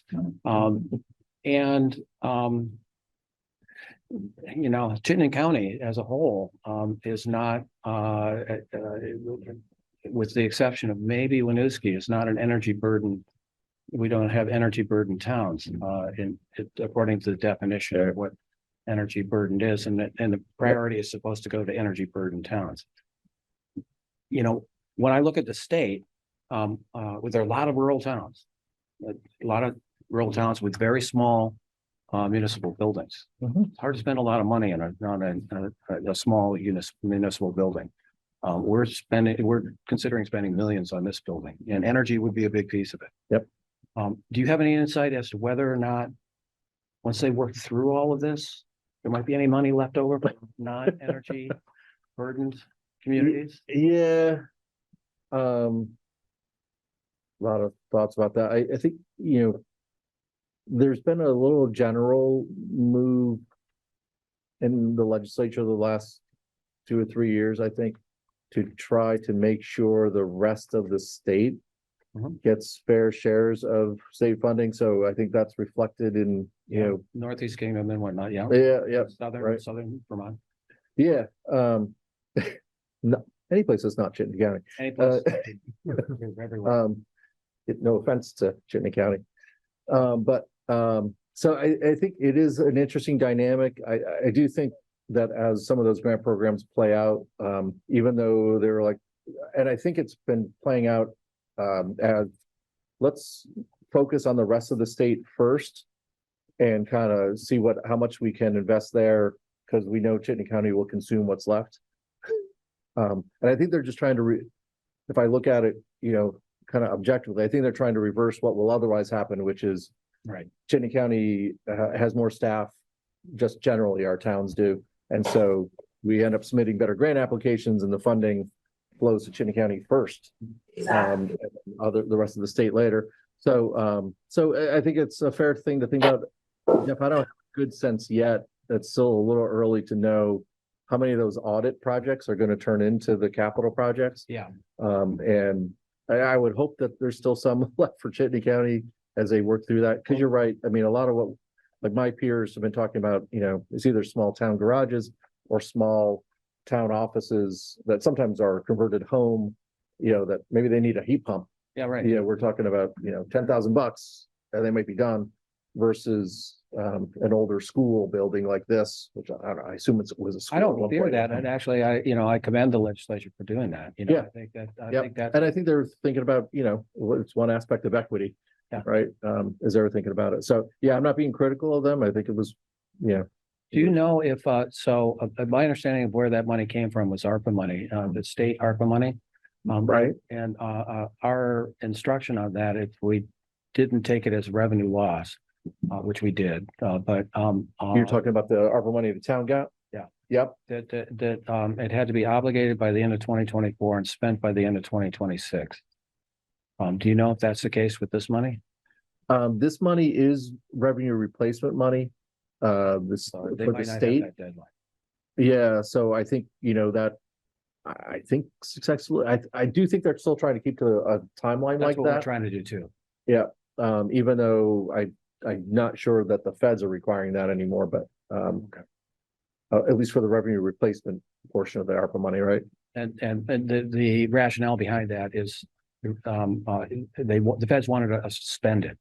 Because it was, it was also stimulus money. Yeah, exactly. And so holding on to it for 4 or 5 years just does not. Yeah. It's not help. I mean, So the we feds- are almost shovel ready. Feds have a lot of experience with federal grants that don't move the way promised, so I think they were trying to keep some more accountability, like we really need you to follow through with this. So sorry, there's a question in the back. I don't want to interrupt the presentation with a question yet, if you weren't done yet, I wanted to finish. I didn't want you to. I'm done. Okay, I just wanted to make sure. I just have a question. We're talking, we like to talk about the mobile home park and outreach to them, but outreach to them and giving no services is worthless. And so my comment is, Richmond has a transportation committee that talks about walking paths and bike trails and new sidewalks in town. And one of the sidewalks they have is from the school up to Southview, which is an affluent neighborhood. But I don't think that I've heard anything about a sidewalk from the mobile home park to the bus stop, to the park and ride. I haven't heard anything about that. So I would like to put that on CCRP's radar and the select board's radar to say, maybe we don't need a bike path from the village of Richmond, which has a higher median average income than the mobile home park. And maybe we need to focus on getting the mobile home park people access to the bus stop and things like that. So I just would like to encourage that. I haven't heard it a lot at select board meetings. It could be going on in subcommittee level. I just want to remind everybody that just outreaching to them and trying to find a meeting place for them is not necessarily as important as providing access to services. So that is included in the Gateway scoping study specifically. Going, and in fact, it's quite elaborate. There's one proposal is for tunneling underneath the interstate exit. Yeah. To get to, so which is, it's elaborate, but it's really hard to figure out another way to do it. So that has been part of the project that we've been doing with the Chittenden Regional Planning Commission, which actually, I have to say, I'm really impressed with them. We have, there's good facilitators and there's good engineers. The way these transportation projects go is it takes a long time for them to come to fruition, and this is just the very first stage. But it's real. I really recommend looking at it. I don't think it's finalized yet. And I think actually they're coming at our next meeting or some other meeting to come and give us an update on that.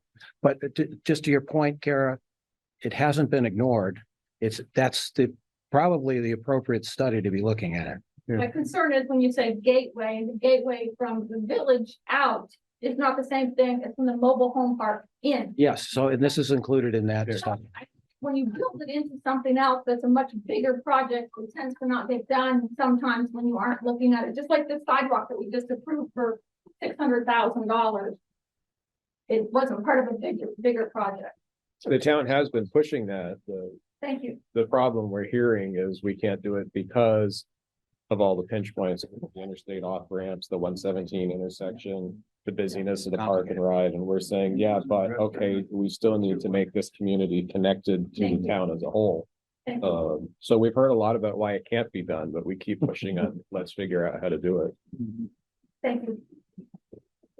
Yeah, and I think that project or that discussion just kind of illustrates, I think we're still in the very early stages of being more thoughtful about equity considerations as we're starting a project and, who's not at the table, what issues, should we, if we put on our kind of an equity hat, where should we be focused more first? So lots more to do in that arena, but we're at least, I think, making an honest try at it. So. Yeah, that's all I have. So. Questions, Charlie? Okay. Again, thank you. Yeah, thank you very much. Thanks, Charlie. Yeah, have a good rest of your night.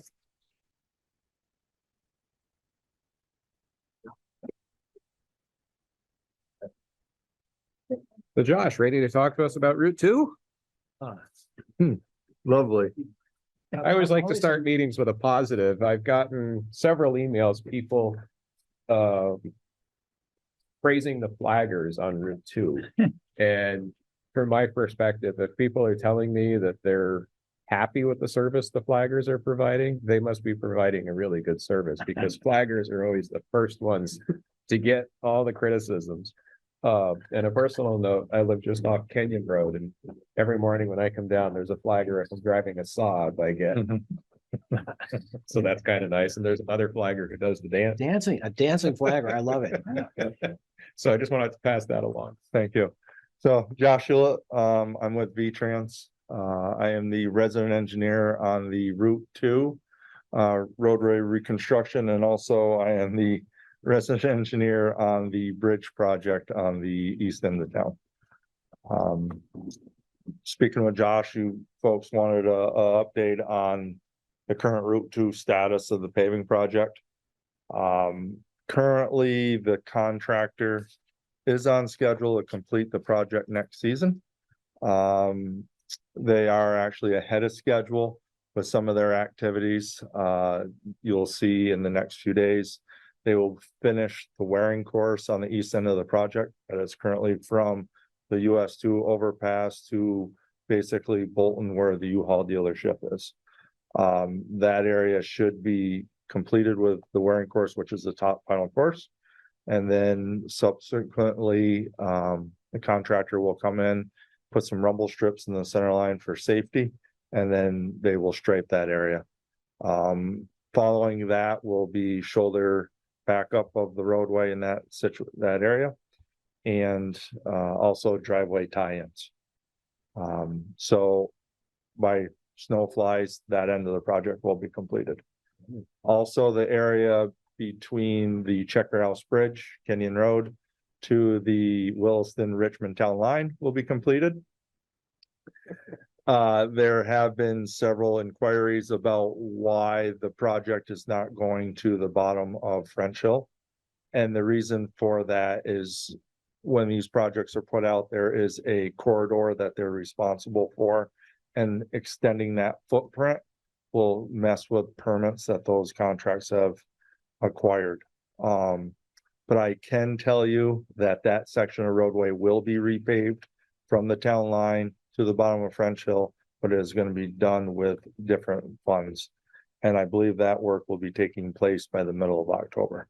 They're trying to, this year. They are trying to line that up, so both those, so when our project, the Route 2 project is working, that area of project will be paved. And I believe it's just an overlay. It's not the same intrusive work that you folks have seen with the I Route think 2 the concrete panels stopped at the bottom of French Hill, right? 'Cause we No. have the bump going up. They continue out through, because when you get to the top of the hill and go into Richmond, you still have the bump bumps. Okay. Pretty sure the slabs, and I'm not 100% sure, but I worked on the Williston end of the things half a dozen years ago, where we removed the slabs out in front of Shaw's. So I believe that section still has concrete slabs Okay. from the bottom of the hill to in the They've Williston. held up better. Yeah, sort of. I believe through French Hill corridor, because I believe that was rebuilt. Those may be out of that area, but as soon as you get to the top. Yeah, I think when it levels out at the top, Yeah. they're still there. So that's what should be done this season. I neglected to talk a little bit about the village. Currently, they're out there installing new guardrail between the village to the park and ride. It'll probably stop somewhere around the mobile station where the lifts of pavement have just finished. There's still a mill and fill section from the mobile station to the Checker House Bridge that will take place next season. Minor point, but coming off Kenyon Road. So you come down Kenyon Road, you get to Route 2. If you look west, the guardrail perfectly obstructs your vision because Route 2 turns a little bit. So you have to kind of edge out. The old one? Yeah. Good. Well, I assumed when all of this was being redone that sight line would have been moved, but today they were replacing that guardrail and it's right where the old one was. Oh. There was no mention of sight lines for that. We can relook at that. and So see. many times, you inch out, inch out, inch out, inch out. Now you're 2 feet out in the travel lane, you're kind of committed, so you decide to You gotta go. go. Just as you go, there's a truck Somebody there. barreling through. Yeah. Raise the roadway a couple feet. Yeah, just do They that. just rebuilt that, the bridge, what, a dozen years ago. Also in town, they have to adjust structures. That'll be done this season, to the current base lift. They also have to fix Jericho and Bridge Street intersection, the signal there. We're getting a lot of comments about that. We are as well, and it is on the contractor's list of things to get taken care of. That is night work. And right now, there are no hot mix plants that are producing mix during the evening hours. So it's waiting for them to have a time that hot mix is available to fix that area. And then in that area, you're gonna replace the traffic signal, but is that next year's work? So currently that is set up for next season. The contractor may request to work through the winter on that. And that is a request to us to approve or. Does that mean we're gonna get a left-hand turning signal? Yes, that will have a left turn Exciting. flashing light. Oh, we are very excited about that. It'll have the left turn arrow. But it's not gonna have, you'll still have the same lanes. that That's you all right. currently have. Yeah, it's been better. Let's Really see. get the dancing flagger to direct traffic at 7 o'clock in the morning. Yeah. She's a nice one.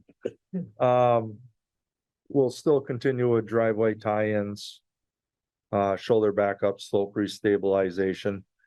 There is 2 new additions to the project. Because of the slope, it's hard for me to kind of say where this area is, but just as you leave town, headed towards the park and ride,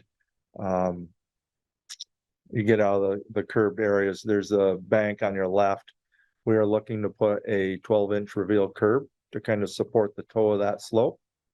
That'll run along that, and we will also be installing that same type of curb from Matt's, by the cemetery there, extending all along the slope, along the cemetery.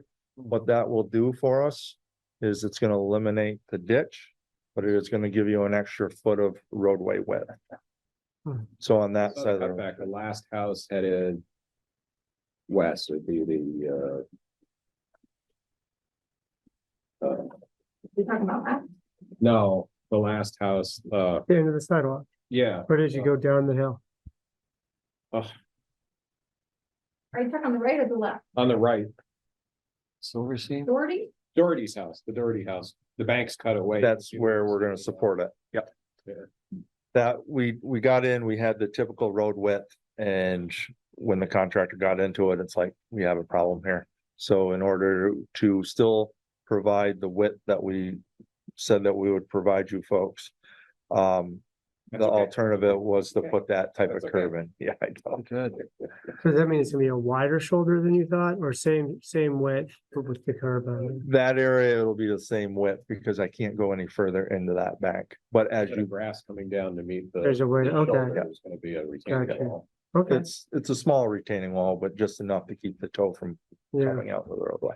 And that same type of curb will stretch along the cemetery mhm. further, but that will allow us to gain an extra foot in that area. And that's a foot more than you would plan. Yeah. Okay, so that one, we will have a wider shoulder, Yes. great, Yeah. okay, Yay. Appreciated. yeah. And there was a conversation about pinch points earlier. One of those pinch points will be removed. And we can thank the July 16th storm for that. Finally, something good for this. That a box culvert? The box culvert near the Willis Farm Reserve or property, there's a Really box narrow one, culvert. right? Yep. Yep. There's barrels out there now. That will be replaced in the near future. We are currently waiting for a cost from the contractor to install a 48-inch steel pipe. Once we have that cost, we're gonna direct them to reconstruct that. We would like that done this season. so that it will give the time for the soils to compact. That'll be a full wet shoulder then. Yes. Wow. That was our, Okay. like, that's the one by Rod's driveway, isn't it? Yeah, that's. No, Rod's driveway is further down, and that's a larger culvert. Yeah, I that's a think. larger one. This one's really, it's like 3 feet wide, right? Yeah. Yeah, it's really narrow. You'll see in the pinch point study, it's small.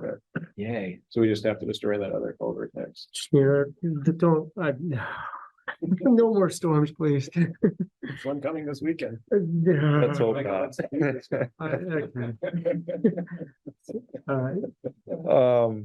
So that's pretty much what we have remaining for this season.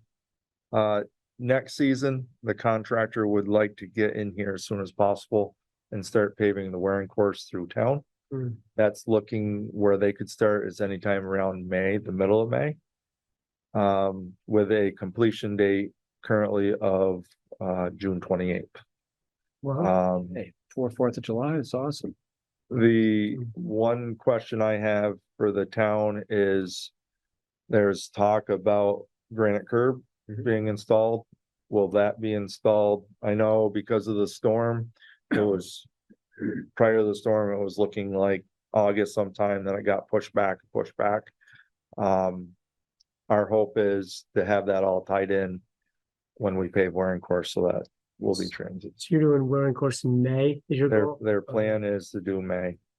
I'll follow up with Pete on that. As you said, he's been 100% on flood for the last 3 months, but I'll find out. Yeah, I was wondering about that too. So that's granite curbs and sidewalk? Most of the Yeah, so Pete wants to get the granite curb in at least where they can pave, and then he can come back and do the sidewalk later. That was his plan before the flood even. And that was gonna happen this year, but He was gonna put the granite curb in, I think, right before the flood happened, and then he got waylaid. so now so next year, that would be hopeful. That would be great. Yeah, If he starts it hopefully in April, but we don't know what we have for weather in April. yeah, So I'll let him know, and I mean, it might even be on his list for the end of this season. I know he's wrapping up. He's maybe a week or two away from being done with all the flood recovery, so he still has a little bit of time left before the snow gets going, but I'll find out from him. Thank you Yeah. for that. It's supposed to snow this weekend. No, it's snowing. You just told me an inch of rain. Now we got snow too. You're no longer my Not yet, go-to not yet. meteorologist. No. David, moving I on. don't want to hear it. Village is not higher elevated. That's true. Yeah. But you'll have to plow the.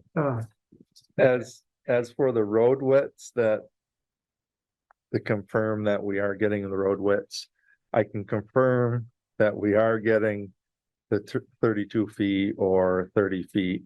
As for the line striping that you have out there, that is temporary currently. So yes, looking at that, you're gonna say, well, you didn't give me my 5-foot shoulders, or you didn't give me my 4.5. Well, yeah, it's because it's temporary. That's how it was painted at that time. But I can confirm there may be one area, but I can't think of where that is right now, that everything was built as per plan. Yay. So the pavement that's on the ground now, is that the final footprint of the road, or will it be a little? Yes, that is the final footprint. Because I noticed there are a lot of parts where there's. More out there. So some of the guardrail, like when you get closer to Great Escape, places like that where you got the guardrail right out there, the guardrail's actually coming in just a touch in those areas. Okay. But yeah, that's pretty much all I have. Any questions? Thank you. The bridge looks intense. That's a slightly big project. I'm here for Route 2, but I can give you an update on that if you would like. Sure. So the bridge, the contractor is doing very well. They brought in about 17,000 cubic yards of earth furrow to build that up. Coming off Kenyon? No, none of it's come out of Kenyon. Where's all that going? Yeah, where's that? So There's no hill there. Yeah. the majority, well, not the majority, a lot of the material from Richmond Village, when Kubricki removed that material, went into that fill. Oh. Some of the, there's a gravel pit at the end of the airport, Burlington International, where Beta's building. Yep. And some of the material from that pit came here. And then there's a few other sources that brought in material. It looks like a lot of film. It is. Abutment one will be completed. They're gonna pour the back wall, so the footing, stem and back wall as of Thursday will be poured. The pier in the center of the island or in the median has the foundation poured and the stem poured. If folks haven't been out on the interstate traveling back and forth, if you look at that pier, you'll see the rock finish. That's actually just concrete, but it's got an inlaid stamp on it. Cool. And the contractor has just started the MSE wall of abutment 2. And we'll be driving piles on that, so hopefully they can get up and out of the ledge area there shortly. I was surprised at the amount of ledge they've removed on the east side. Yeah, there's about 5 feet of it. Yeah. As for the wards, who have been a concern of ours, and we will continue to address any concerns that they have. There will be a wall to retain some of the soils along their garage business there. So they're currently in the process of going through shop drawings now to install a change order design and place a wall in there to provide them more access and more use of their land. But yeah, Do you work through the winter on that, or is it, do you halt? there are some items that they can work through the winter. They, some of the other items are a little bit more sensitive. Like the back wall, the MSE wall, there's straps in there that are susceptible to salt. So you want to cover and protect those. So if they start, we want them to finish, but they need to protect it so that salt does not infiltrate that ground. But things are going well. Okay. I will say that feedback from our fire chief, he's been very pleased with the way the contractors worked with him for access to the fire department and the road they had to build through there and parking space. He's, if anything ever comes up, it's solved very quickly. So thank you for doing that. I know that was one of our concerns, and working with the on-site engineer, Phil, I'm forgetting his last name, but Bill Forrester. yeah, he's been great. I mean, he's had a few things to come to me with, and we've been able to work through things really quickly. And yeah, I've had minimal interaction with the crew, but when I've interacted with him, it's been awesome. So thank you for that. There are a couple things that I will be passing along to you, and there will be the cost for the water line to move the fire hydrant at the fire department and their 4-inch service that we'll put in a pipe to get it away from the roadway. On that. So that is still coming. Still, I gotta get back with Steve and talk to Steve about some stuff. Nope, then that's not a surprise. Thank you. Okay. And also just on the Route 2 project, I know you guys really worked hard to get it paid for the 4th of July. And that was much appreciated. That was a great day here in town. We were sort of back to our usual 4th of July celebration with the parade and the fireworks and having that road. I drove his Saab as the Grand Marshal. I was driving the Grand Marshal. It started. And it was wonderful to drive on a nice smooth paved surface that I know like 3 days ago was gravel. So thank you for getting that all done. You guys did a great job. Yeah, the contractor stepped up. Typically, as you had seen from last season, the road was, the east side of Richmond was all gravel for a very long time. And we asked the contractor to step up and get that taken care of for what they put their constituents through last season to make sure that at least the 4th of July celebration would have been on paved surface. So they stepped up and took care of that. Yeah, thank you. Any questions for Josh? Karen? I'll ask one if that's okay. Of course. Josh, we have a intersection of a private road on Route 2, Jonesville Way, Labonte Lane. We have a nice paved apron that got cut when they did Route 2. And now that Route 2 is coming to its final pavement, first of all, thank you for all your hard work. We are very impressed. But our concern is we now have coming into our driveway, the pit, the steepness of coming off the new pavement, which it's not 100% done yet, but it will be any day. And our apron hasn't been paved. Right. We have the pink stone. So is the pink stone going to be removed and it being pavement coming on top of our apron? So that it's not just minimal pavement and all that stone fill underneath where it used to be complete pavement for the apron. So the plans require a 4-foot minimum apron on residential and side roads, or side roads are longer, but Well, it's a side road, so let's talk about it's a road. so the side road, the side roads are 25 feet back. If it's, I'll have to look to see, I'm not exactly sure. What the requirements are, but if it's a paved drive or paved side road, paved driveway at this current time, when we finish, it will be a paved apron. When you say 4 feet, you mean the apron's 4 feet deep? Yes, 4 feet away from the main road. That's our typical standard. There have been situations where you extend those if people are bottling now or there's not enough because of how much the road was brought up. Yeah, There's distinguishing situations that we can extend those. that's my concern is I don't want to have to, with ice and snow and all of that kind of stuff, have this now pitched to come out of the driveway. It was level before. And we allow VTrans to park equipment in our yard and you guys have had to repair trucks there during snowstorms and stuff like that. And a lot of people use the road to turn around. It's a convenient place, including 18-wheelers. So it's not always a good thing.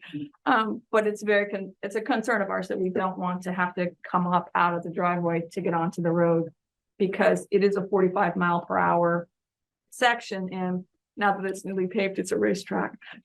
But it's okay. We appreciate the work. We appreciate all of it. So thank you. I appreciate knowing that it's yet to come. We will take a look. Thanks, Josh. Perfect. Thanks, guys. Hey, have a good night. Yeah, you too. Okay, discussion of overnight parking and camping is addressed in the traffic ordinance and the municipal park ordinance and their impact on unhoused people. So this is a follow-up on the discussion of this topic from the last meeting. Both ordinances are included in the packet for reference. So, we have Chief Cambridge here. Perhaps he could speak to it. And I think Bart had put a good amount of time and thought into it ahead of time, and unfortunately he's not able to join us. But I think one of the things that he was looking to look at is, I know the last meeting, there was lots of discussion about, a specific area up near Southview. Should that be no overnight parking? Should that be no parking? And part of the concern was, on how people who are parking there. And I think, the question that Bart asked Chief Cambridge was, well, what do we do if someone's causing a problem? Like, because you don't want to maybe say no overnight parking if people are parking there and they're not causing a problem, but if someone is, what do you do? So I guess maybe teeing that up for Chief Cambridge, if that works for you. If he's still, there he is. You moved, all right. Hi. Can you hear me? Yes. Yeah. So I mean, from my conversation with Bard, I pretty much said leave it alone and we handle it on a case-by-case basis. It's something that I've been doing for years now. No. I'm sorry. So, Ah, no, that's my fault. hang on a second. I think, Stephen, I'm gonna mute you. It sounds like there's a little Okay. noise coming on your line. So when you want to speak, you can unmute. Okay. I think you're good now, Chief. So basically, if somebody is coming through, if they homeless, houseless, they don't have a place to go, they're tourists, whatever the reason may be that they're coming through Richmond and they want to stop, no one calls the police on them, they're gonna stay. And even if somebody does call the police, we'll evaluate, make sure that they're not a danger to themselves or somebody else, homeowner or whatever, and basically let them stay. If they are causing a disruption, and there's a number of different things that people can cause disruptions over, we'll tell them to move along. And that's kind of how we've been doing it. That's kind of how I've been doing it for a number of years now.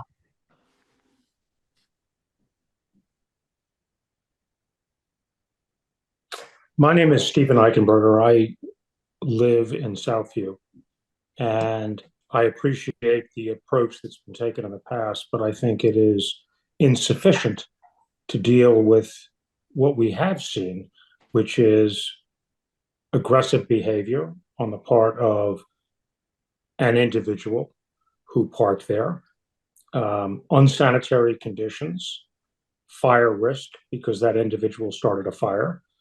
And I think it's a simple request to ask that this community put a simple sign that says no parking, no camping overnight. And I struggle to see what the difficulty is in putting up such a sign.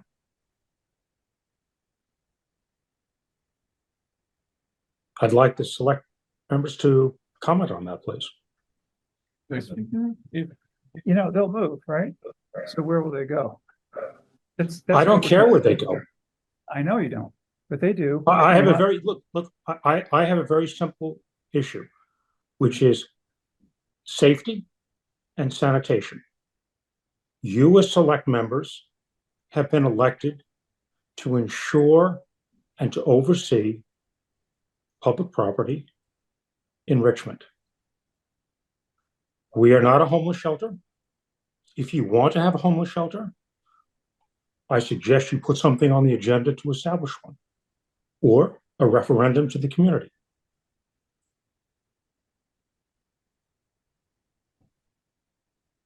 We don't have the facility right now. We don't have any means.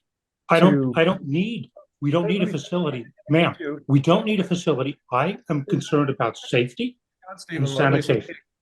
Will you please let me speak? Yes, go ahead. All right, thank you. We don't have a solution for those people as far as housing or location. Now, I agree. You don't like them there. They shouldn't be there. They would rather not be there themselves, I'm sure. But if we make the move, they're not going to vanish. They're going to go somewhere else, and they'll find your counterpart in some other neighborhood and try there, and then they'll move somewhere else. That's not a solution, really. It solves the immediate issue that you just meant. It solves the immediate issue that you see, but it really is not a solution. So having those solutions is harder than it looks. So we're working on that. Well, what are you doing to work on it? Chief Cambridge? So basically what I was going to say is that it doesn't change anything. If somebody is causing, if we respond, if we get a call from a resident and somebody's causing a disruption, whatever that may be, even littering, we're going to tell, if they're not respecting the people of Richmond, we're going to tell them to move along. So and if they're not, if they are causing a problem, a sign is probably not going to stop them anyway. So I mean, I don't know if that helps or not, but.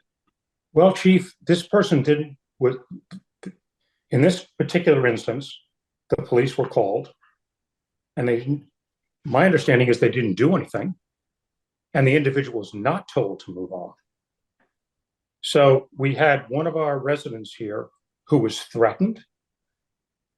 He was followed in an automobile. He felt so concerned about his personal safety that he did not pull into his own driveway. That doesn't sound to me like a police response. So we did respond to that, and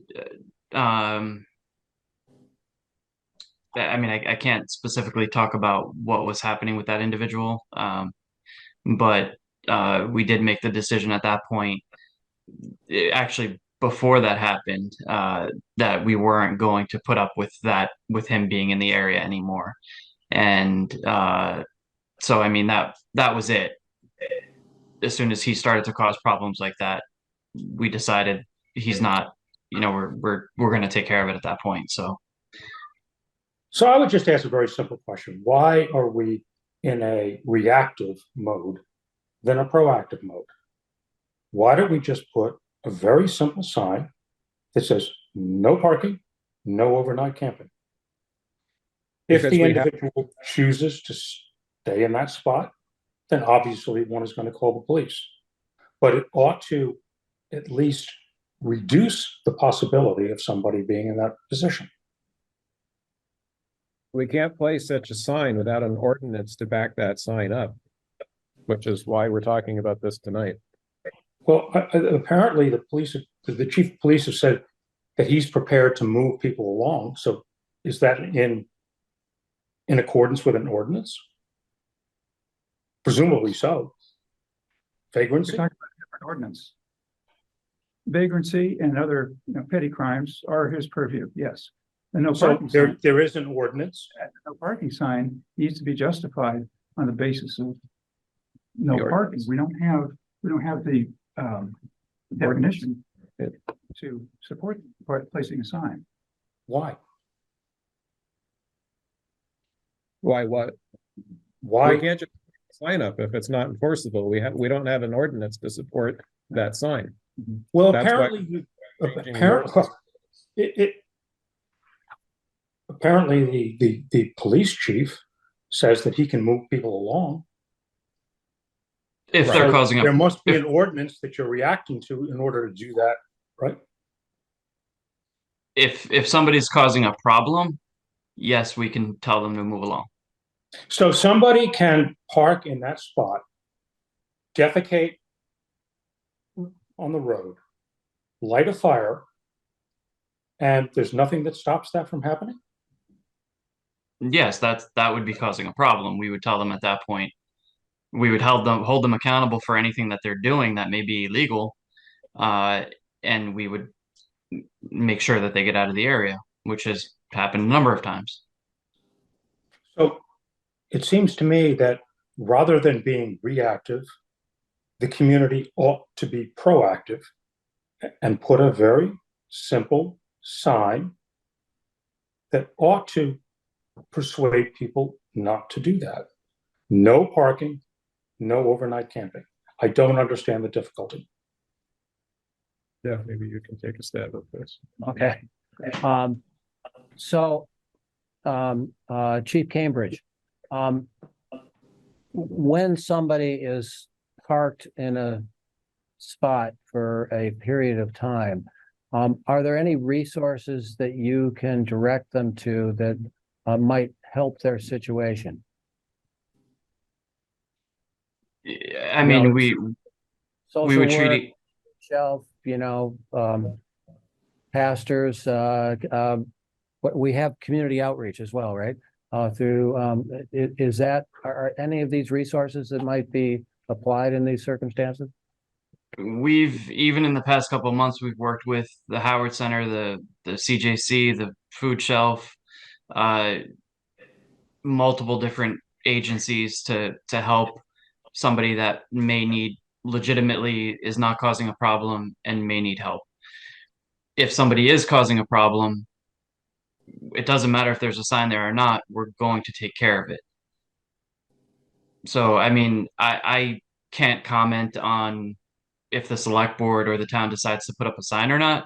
I'm just saying that if somebody's doing something illegal and we get a call from a resident, we're going to address it. Connie? Connie, go ahead. And then I don't want to see. Connie's got the floor right now. Thank you. I don't want to be in a situation where we're responding to something that has occurred. Connie, Let's prevent it from. I appreciate having time. My name's Connie Van Egan. I live in Richmond. I live near the Jericho border off of Brown's Trace. And I am a member of the Housing Committee who lately was asked by a member of the public to think about what is happening in Richmond in terms of care of people who appear not to have housing and are parking overnight. And with cold weather coming and weird weather coming, it seems to be something to think about ahead of it becoming a crisis. So our thought, notwithstanding any immediate emergencies, which I understand if there's a person living on the street right now, that is something that the police chief and his department should absolutely be the respondent for. I wondered if we had data in past police records about the history and frequency of police force encounters with people who are parking illegally overnight. if we had a chance to take a look at, is there something in our community that's changing? Is there something that is needed differently in our community? If we could take a more long-term view of this and understand it from a numbers perspective, knowing that, there's private information that we wouldn't have access to. I think our committee would have an opportunity to help think about this. And I see Virginia Clark is here, who is also a member of that committee, and I welcome other people's comments about this as well. But it's good to know what's happening to our community, with our community on an ongoing basis, and to take a closer view when it seems to be something that's changing or threatening or difficult. I just welcome people's opinions about that, but would also like to suggest that maybe the Housing Committee could look at some information to help with this particular problem. Thank you, Connie. Kara? Carol Bounty and Stephen, can I call you Stephen? Is that okay? I couldn't read your last name sitting over in the corner. I want to give an opportunity for you to help the town resolve this issue. I served as the chair of the recreational parking advisory committee, and that parking lot was talked about for recreational purposes 3 years ago. If it's deemed a recreational parking lot, since there's that walking path through Southview area, you could get the parking advisory committee involved in what can and can't be done in that parking lot. And since on the end of Cochran Road, they had the select board change the ordinance out there so that there was no parking in that neighborhood along Cochran Road, it can be done. It can be done to have parking for recreational purposes only established. It can be done that it would be no camping overnight for recreational purposes because of unsanitary situations. So there is an avenue, but you as a community member have to lead the select board and help the select board do work like that, rather than come and expect them. They're not going to solve this. They're at 9:30 tonight. They have established committees to help like that. The housing committee can potentially help with the housing situation, the recreational parking advice. So you can put it in front of them to have them help you with the ordinance, because the ordinance has to go in place first before the sign can go up to be enforced by the police department. That's just the bureaucracy and the way things are. But I think I can hear your frustration and I understand it. I work in downtown Burlington. I see what happens. I think sometimes the homeless that had this individual, the chief can speak to it, whether it was a Richmond resident or somebody passing through our community. And I think that's very important for Connie and Connie's group to understand if it's our residents that are homeless, or if we're trying to create a homeless shelter for people outside Richmond, for the Richmond taxpayers to support. There's a big difference in, and I know you call it unhoused people.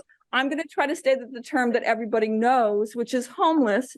And it's a sad situation to be in for people, but it's important for us to realize, are we encouraging Burlington homeless to move to Richmond because we're going to give them shelter and a place?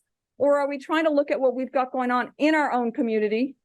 Is it transient or is it actual residents? And deal with it. But I'm just trying to help you with this, Stephen. And the only way you can do it is go to a committee that would like to use that parking lot and help them encourage that. Because when Overrocker parking lot was created, it was a concern of the select board and it was a concern of citizens. The Overrocker Park that has been created for recreational purposes was going to then start seeing campers camp in it. An activity like that, which they haven't seen yet. So they need to be prepared for this, and your parking lot is a great place to start. Thank you. Thank you, Karen. I very much appreciate your comments, and I will pursue it that way. Want to hear from John? Yeah, thanks. Go ahead, John.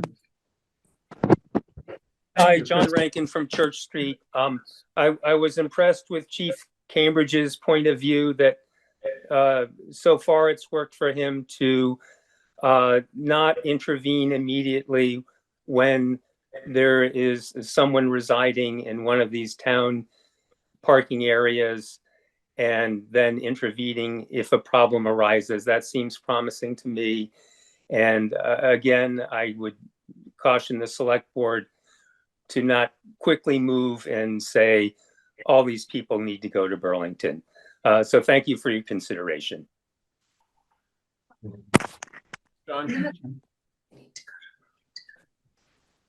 Okay. So there's no action to take tonight, is that correct?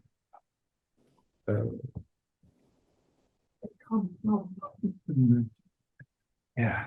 I don't So think- have we read through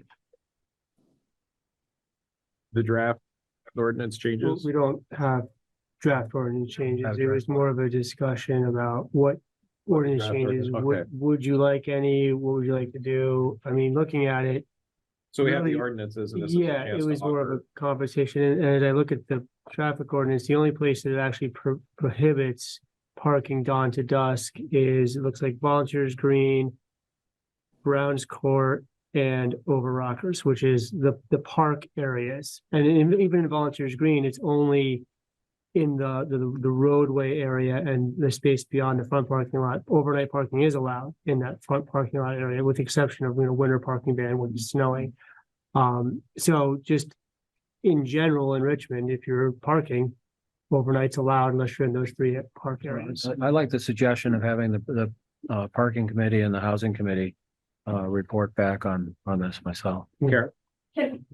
I do want to just bring up, Stephen, please read the ordinance for those three parks that he just mentioned, because it's not just about a car being parked, it's about temporary structures being put up and built.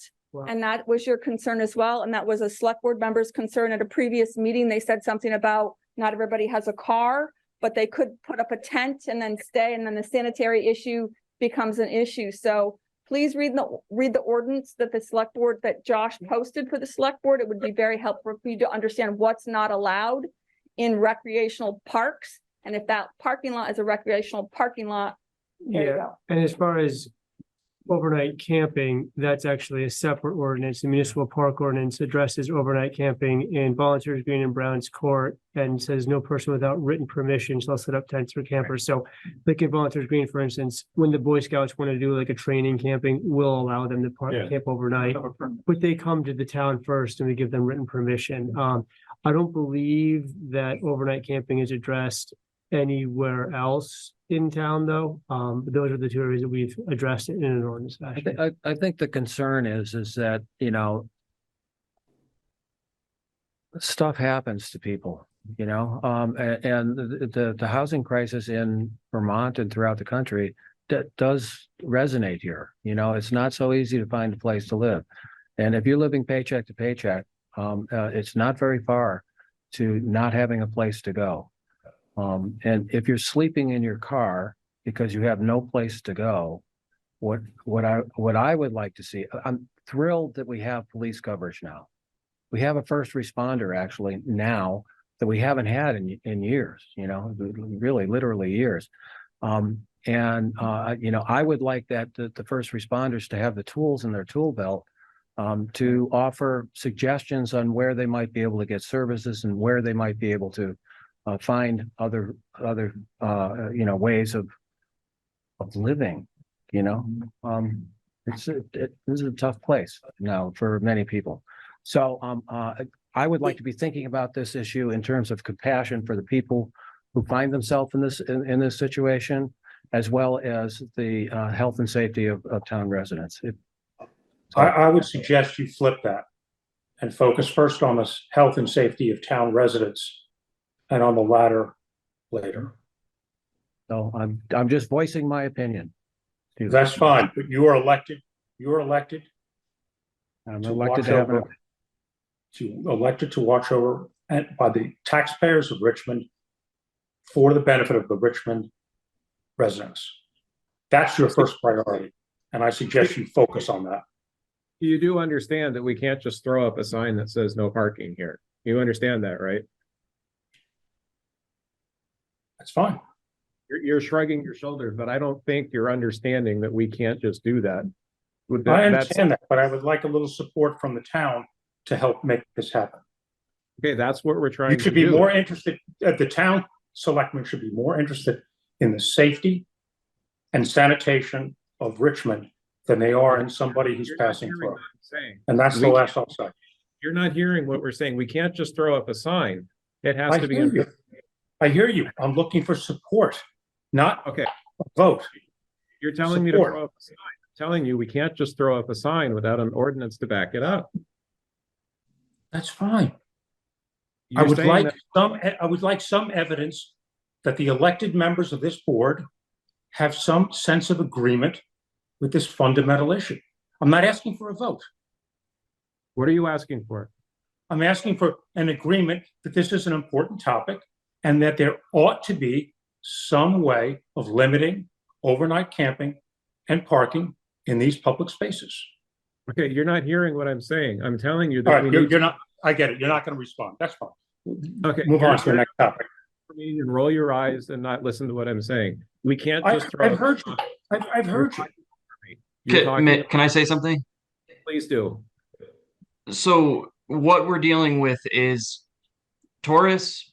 We're dealing with people with mental health issues, which is the individual that Stephen is talking about, and we're dealing with houselessness. And whether I agree, being proactive is certainly better than being reactive, and we're going to, whether there's a sign up or not, we're going to take the same approach, which is make sure that people are safe, the person that is in the car, and also the Richmond resident that we're trying to protect from the person that's in the car. We had a bunch of individuals on Saturday that were up to no good right near my house, and we made sure that they got out of the area, and then we kept an eye on the area to make sure that they didn't come back. So go ahead, Stephen. That's the best thing I've heard all night. Thank you.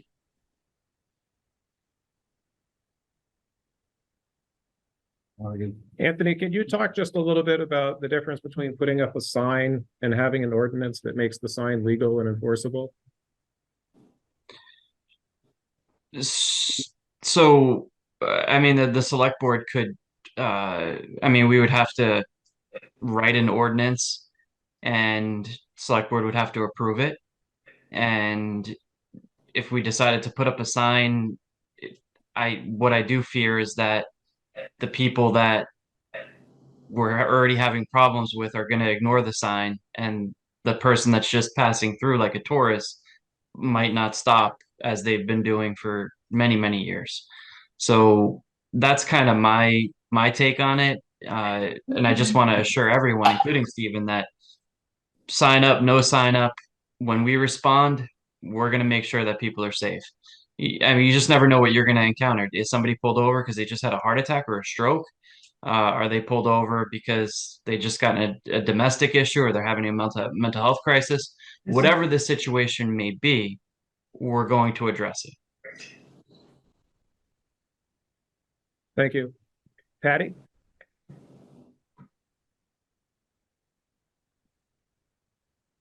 Patty, you're still muted. Yeah, There you go. yeah, I'm sorry, I had a little trouble unmuting.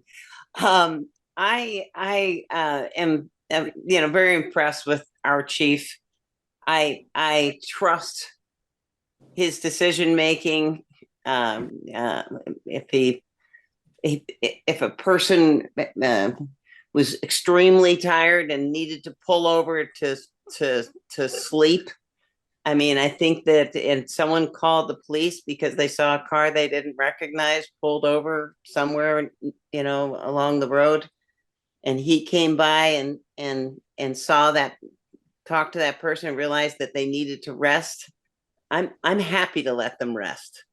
I really think we should leave this up to the chief. I know that it sounds like he's making very good decisions, case by case, and I think we need to trust him and the officers that are patrolling our roads and in our towning. And I hear him saying he wants to keep us safe. That's his priority, is our safety and the safety of other people that are in Richmond, whether it's overnight or not. It's safety of people. So I'm happy to leave this in his hands, and the case by case basis that he has been operating with for a long time. Thank you. Thank you, Patty. So what's the will of the board? Do we want to look at changing the ordinance? Do we want to leave things the way they are? I for one would like to wait and let this issue season with the housing committee and what was the other one? Parking advisory. The parking advisory committee, and let them come back to us. It's something to understand is even if we acted tonight to begin the process for adopting a revision to the parking ordinance, there are statutory public hearing requirements it's to go through. And what I understood from our last meeting is we would not be able to adopt an ordinance until middle of December if we started tonight, at the earliest, if we started tonight, which is if somebody is pulled over in the middle of December and can't drive, I'm happy to have the police stop there and keep them from freezing. And that is, that could be, a life or death issue for them. So, the safety of those drivers, to me, is important as well. I would just as soon let this percolate, and not take any action tonight. Lisa? I'd like to add something. Maybe I'm the only one not aware of the resources that are available, or if they're available out there. Maybe I'm not the only person unaware. If there are resources available for chief to refer someone to, I think that solves the problem, not just moves it. I don't know if there are resources like that. So that's, I guess, the social side of governing that I'm not very good at. So, well, we spend money for Howard Mental Health to cover Richmond. It's called community outreach, and they provide a variety of services. I don't know what they have done or what they're able to do in Richmond, and I'm hoping through the budget process, we'll actually hear from them again in some fashion to what they can do. But they came to us a couple of months ago. The presentation was pretty bad. They didn't tell us anything about what they do in Richmond. Yeah, I mean, they have a new director, and prior to him, I thought had really good presentations, and I'm hopeful that when, and I'm forgetting his name now, but when he comes back to present, he'll be a little bit better versed and able to present. They offer a valuable service. What's that? Your Richmond female police officer has presented in front of the select board too about the services that they offered as police officers. Yes. And she told you all the different options that they try to help people when people are having a mental health crisis or people are having any other issue. They have, and I think the chief will tell you that they have like a whole list of things that they try to help address depending on the situation. There are resources, but the resources aren't adequate, and people need to be willing to accept those resources. And a lot of times they're not. So good point. You have chief still with a hand up. Oh, go ahead, chief. Yeah, I just wanted to say, whatever the situation is, if you live in Richmond and there's a problem, the suspicious car, whatever the situation may be, if it makes you feel uncomfortable, call us and we'll respond. I don't care if we have to respond. If we go and the car is not there and then it's back again and you call us again, then that's fine. And when we make contact with that person or people, we're going to either get them help or make sure that they move along, or whatever we need to do to hold them accountable for anything that they may have done. We did address that one serious situation that Stephen was talking about. I don't want to get too into it because it was a mental health issue. But again, don't be afraid to call us. That's why we're here. We're going to come. We're going to respond fast, and we're going to take care of it. Thank you, Chief. Okay. Logo.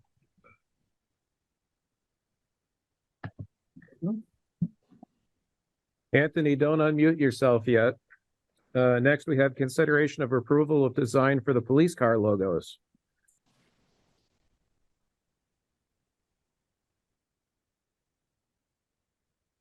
Okay.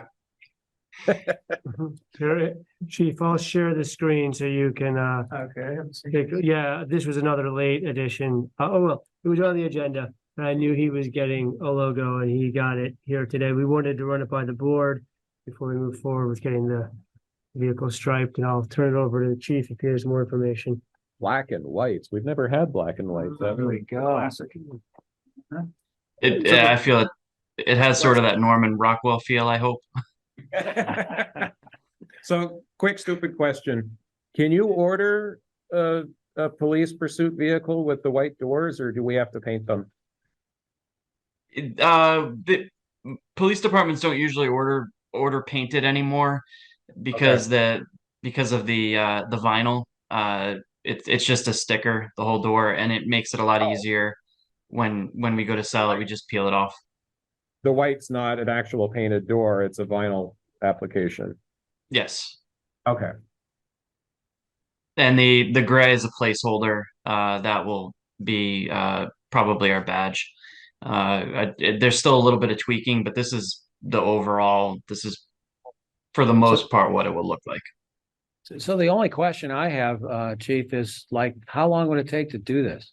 Couple of days. It takes a day.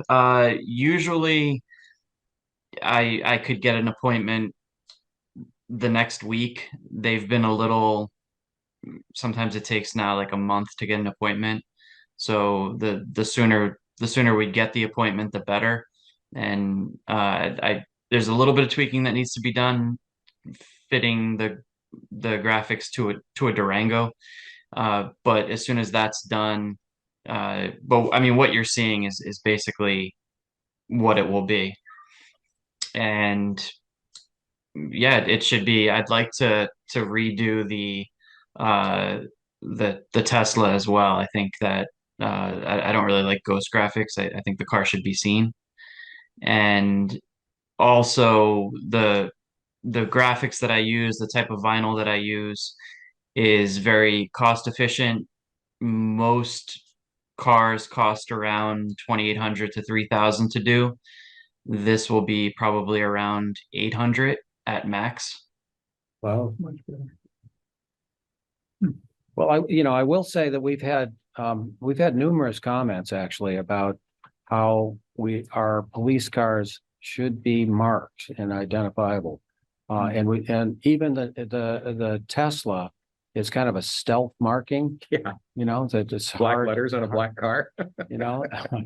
And we had the two new Durangos that have no markings at all. I mean, yeah, we don't have detectives, and unmarked cars in town. So I'm thrilled to get this on the road, and I appreciate you bringing this to us. It looks fine to me. So I like this. The only concern I have is, does this look too urban? Does this look too metropolitan? Does this look not rural Richmond? Chief said it was Norman Rockwell. Oh, Yeah, right. This is the Norman Rockwell design. Yeah. For me, black and white is small town. I know Burlington does have that, but I think black and white is sort of more traditional. So I've got a really, really dumb question, Anthony. The left side of the car, the police word leans as if it were, well, it leans one direction. It leans towards the rear of the car, and the other side it also leans towards the rear, but it's the opposite. Should they be the same? It's the price we pay for the same word on the opposite side. There's no other way around it, because it, You reverse it to put it on the other side. it has to be reversed, yeah. Okay, I move to approve the logos for the police cars as presented. I'll second. Any further discussion? Hearing none, calling the motion to a vote. This is a motion to approve the graphic design as presented by Chief Cambridge for the Richmond Police Cruisers. Lisa, aye. Jeff, I. And David, I. Thank you. Congratulations, Anthony. You've made your mark. Thank you. Thank you all. We're assuming, For all the vehicles. is it for all the vehicles, Anthony, The three you mentioned. The two Durangos and the Tesla. or there's another one, right? We have one more. We have We have another. two Durangos, one Ford that we're not selling, and the Tesla. But do I have my count right, or am I missing one? You know, I think. I think that's right.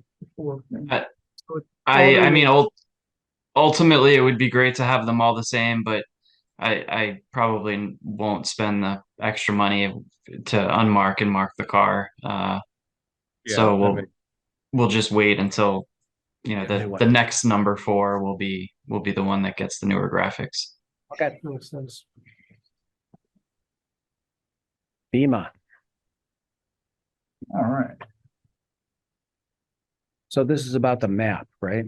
Yeah, and as I said, I wasn't able to get much back from Stephanie Smith because I'm sure if I wasn't in an active elevation or buyout project, she's not got a lot of time for me. But I looked what I read online, and Kara's pretty well versed. She might be able to add some more. But it looked like the programs are open to anybody in the FEMA special flood hazard area, or if they were affected by the recent flooding. So taking a look at the map, we'll pop that open. I'm sure you definitely know more about this than I do. So taking a look here, the parts in Richmond that are this hash mark area are the special flood hazard district. So it gets a little funky as you kind of look in here at the town center, but if you zoom in, you can see where the flood hazard area is in the village. And then as you zoom out, that's more focused on the center of town. And then this follows the corridor through the Winooski as well as up on the Huntington River here. So the flood hazard area is all the way to the Route 2 or railroad? Is that the railroad? Railroad, I guess it is. Yeah, anywhere on either side of the Winooski or the Huntington where there's potential for it to flood. Okay, and that's all the way through the village. Yeah, so if you zoom in on the village here, it's still too close. But you can see that, yeah, it goes over like the far fields here. It gets a little higher here by the round church, so that's out of it. And then as we're pretty familiar with the town center, we're looking at that. This is the town center where it kind of wraps around the side here. But doesn't go all the way up Bridge Street, but you got Esplanade and Church in the special flood hazard area. Can I just speak to just some things for you guys? Yep. So if, let's just say this is the whole floodplain area here. I mean, the flood hazard area here, and you have one home that decides they want to do the buyout because they've experienced the flooding for, 3 different storms and they mentally can't take it anymore. Yep. And then you have the option of, yes, going into the buyout program for that home. And what that does by removing that home, it allows more flood capacity in that area to help save the rest to the other homes. Mm-hmm. So if the biggest thing with having it in front of you guys tonight was to say, yes, we would support the buyout projects, and the town of Richmond is willing to participate in this process and encourages homes that qualify and homeowners that want to do this to participate in the program. And the reason I'm coming and asking you guys more and talking to you guys about this is because now I'm being called by other towns to help people who are having now mental breakdowns because they had floodwaters in their homes, above the kitchen counters and had to go upstairs and were fearful because, somebody was going to go and hook propane tanks outside and thought that they, might lose their father if they did that. So I'm here to say, if you truly believe in the regulations that you put in place for the special flood hazard area and encourage people to mitigate and do things like that, then I would really hope that the select board would take a vote to say, we support this. We do not require people to do this. It's the homeowner's choice, but we're on record as saying we would support people going through the buyout process. Is this have we voted to adopt the official map for Yeah, town? map is. Okay, and is this in addition to the official map or this? This is the official map. This is, Okay. they were called D firms that were established in 2014. And so we haven't approved this already? You've approved the map, but you haven't approved buyout processes. The map was requested so you could kind of get an idea of the scope of where the special flood hazard area is and potential number of properties that it could be affected by this. I see no downside to no. doing this. Exactly. No, I think Correct. you're right. It doesn't impact us, but homeowners. Yeah, Well- and it's a sign of support to the homeowners that if they're considering it, the board will help them out and be behind them. Here is the downside for the community as a whole, okay? You're reducing your grand list value for every structure you take off the grand list. I want to be clear that there's, if somebody says, oh, nobody told us this, you will now be the owner, the town will be of a vacant piece of property. Because that's who it goes to, unless the town then potentially, you could expand your park. You have all different options of what you're gonna do. Parcels or something. Correct. I just want to make sure, because Jeff, you said, what is the downside? That is the only downside that I have heard or seen is the reduction, and potentially minor, because it's not like everybody is going to do it. It's going to be that simple homeowner somewhere. The issue for the town is the potential work that it puts on the staffers to help a homeowner through this process. But the state is trying to create, as you heard from Stephanie, the state is trying to create the support staff at the state level to help towns through this process. And they already have, because now they have that new form, that the survey form that you go online for. That's new. They didn't do that with Irene and they didn't do that before. So they really are stepping up. Better, And- because they now have a cadre of people who go from town to town who know what they're doing. Well, and you now have the expertise in from the appraisers to the legal teams that are preparing the deeds and doing all the legal work. And Richmond's been through it before. This isn't the first rodeo. And the state has some extra money to go above and beyond the.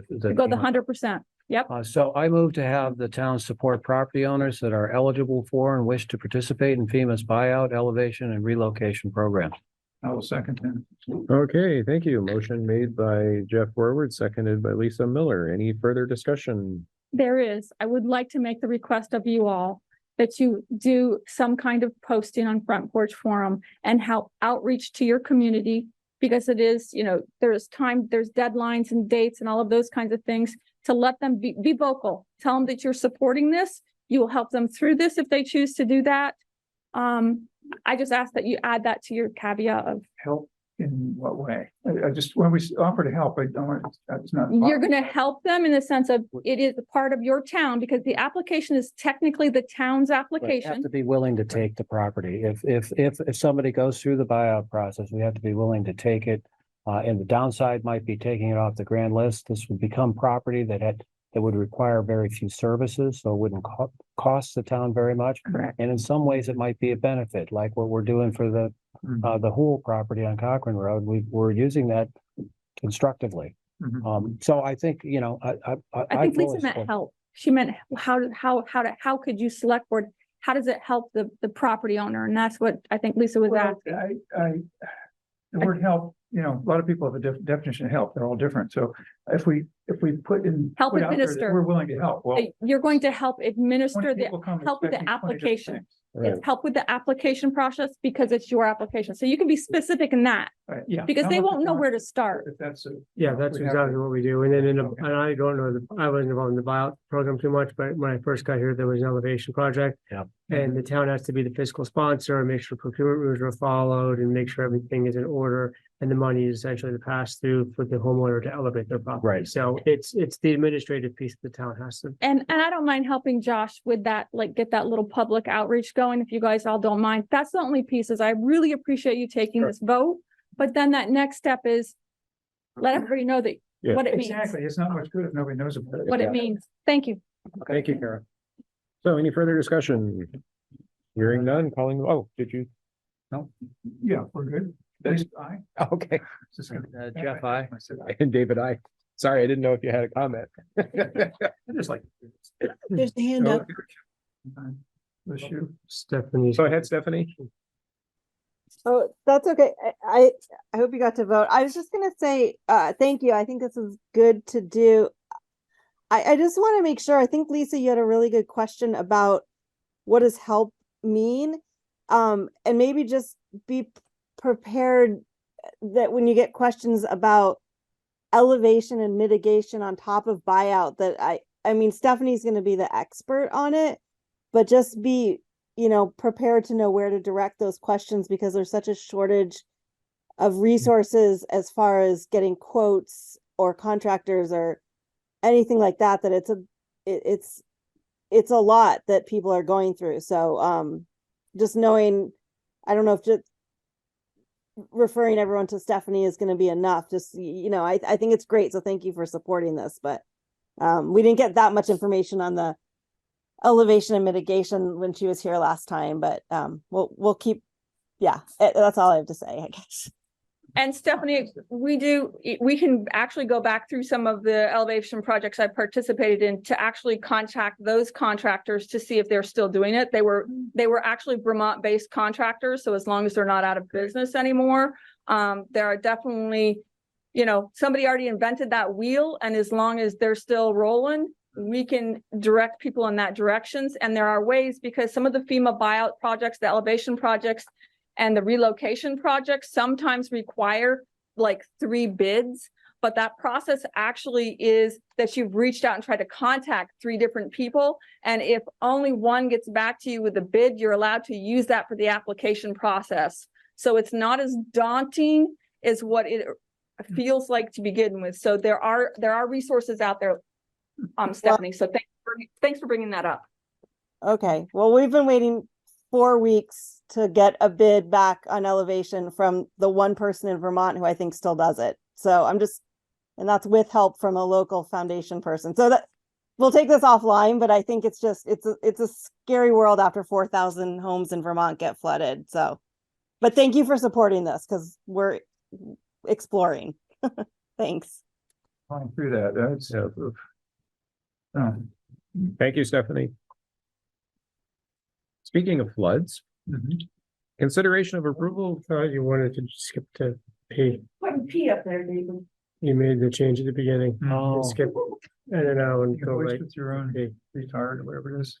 What? Oh, we So at the beginning of the meeting, you agreed to go from M to P and then come back to. Oh. So just a Right. point of order. Thank you. As Mr. Paulson would say. We have proof that people listen to it.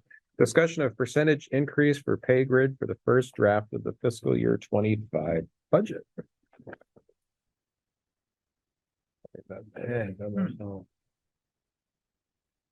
What is this discussion? When we prepare the first draft of the fiscal year 25 budget, we will include an update to the salary and benefits line that fits the current staffing levels. In order to accomplish this, we need to have an estimate for how much the pay grid will increase, how much it will increase by in fiscal year 25. This is always a bit tricky to predict in the fall for something that will not occur until the following June. Although I will say last year we nailed it. In June, we will be looking at the CPI based on the Department of Labor New England Region Consumer Price Index for the unadjusted 12 months. This is the prior 12 months. The current change from August 2022 to August 2023 is 2.3%. That's surprising. That is surprising. And can be found on the table, on table 4 in the report found in this link. When you click on the blue link, look under Northeast and under New England. On the following page is a chart from the BLS webpage, which shows the trend of the New England CPI over the last 4.5 years. The CPI has been decreasing since its peak in June 2022, but has shown a slight uptick in the past 2 months. This chart can be found on this page, and there's a link. Okay, that's that. So this is always kind of a crystal ball reading of the tea leaves. Wow. Yeah, it's interesting. I think looking at that chart, I mean, it was sort of around 2%, then it dropped down in 2019 to around 0, and then really spiked in mid 21 to up around 8, but since then has been dropping down quite a bit. And that's where we're right around the 2 to 2.3% right now. Again, hard to predict in today's economy what's really going to happen by June, but really this is just a number so that we can adjust and set wages for the budget that we can present next week. And if we get new information by December that we think it's going a different way, then we can adjust all those numbers. We just need a starting point for the budget. So you're saying the 3% is the starting point? That, I'm suggesting if we're at 2.3 now with a slight uptick, maybe we start at 3, and then if we, again, we can adjust it for a while, heck, even up to town meeting day, if you really want to do it. That makes good sense to me. Looking at that curve, I think as many points are below the 3% as there are above. Yeah. So it's a reasonable. And there are so many variables. Right. What is the Fed concerned about if we're at 2.3%? Well, yeah, well, we were just at 8, so I don't know. It's been a bit of a wild ride. Karen? This is an issue that I've talked to you all about since you did your FY 22, the 22 compensation review. And just like Josh said, in 2022, it was at a peak. So you did your compensation review and you adjusted your salaries at that peak. You then readdressed your cost of living increases in June, on June 20th, 2023's select board meeting, where you discussed whether you would go to the 5% or potentially up to 8%.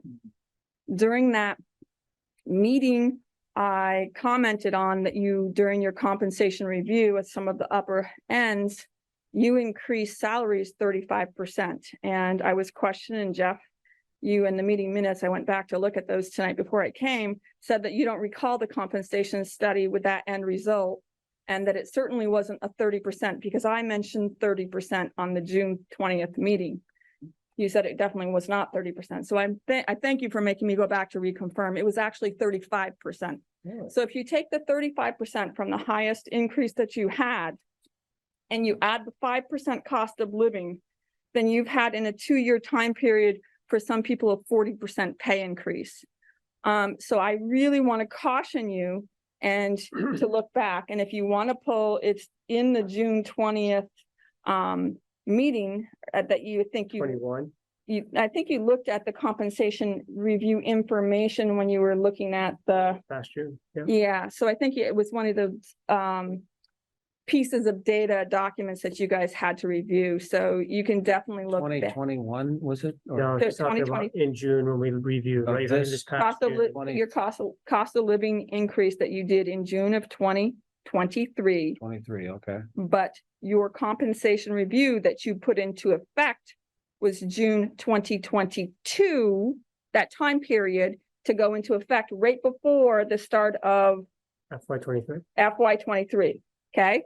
So this is all within the last 2 years. You have staffers that have had a 40% pay increase.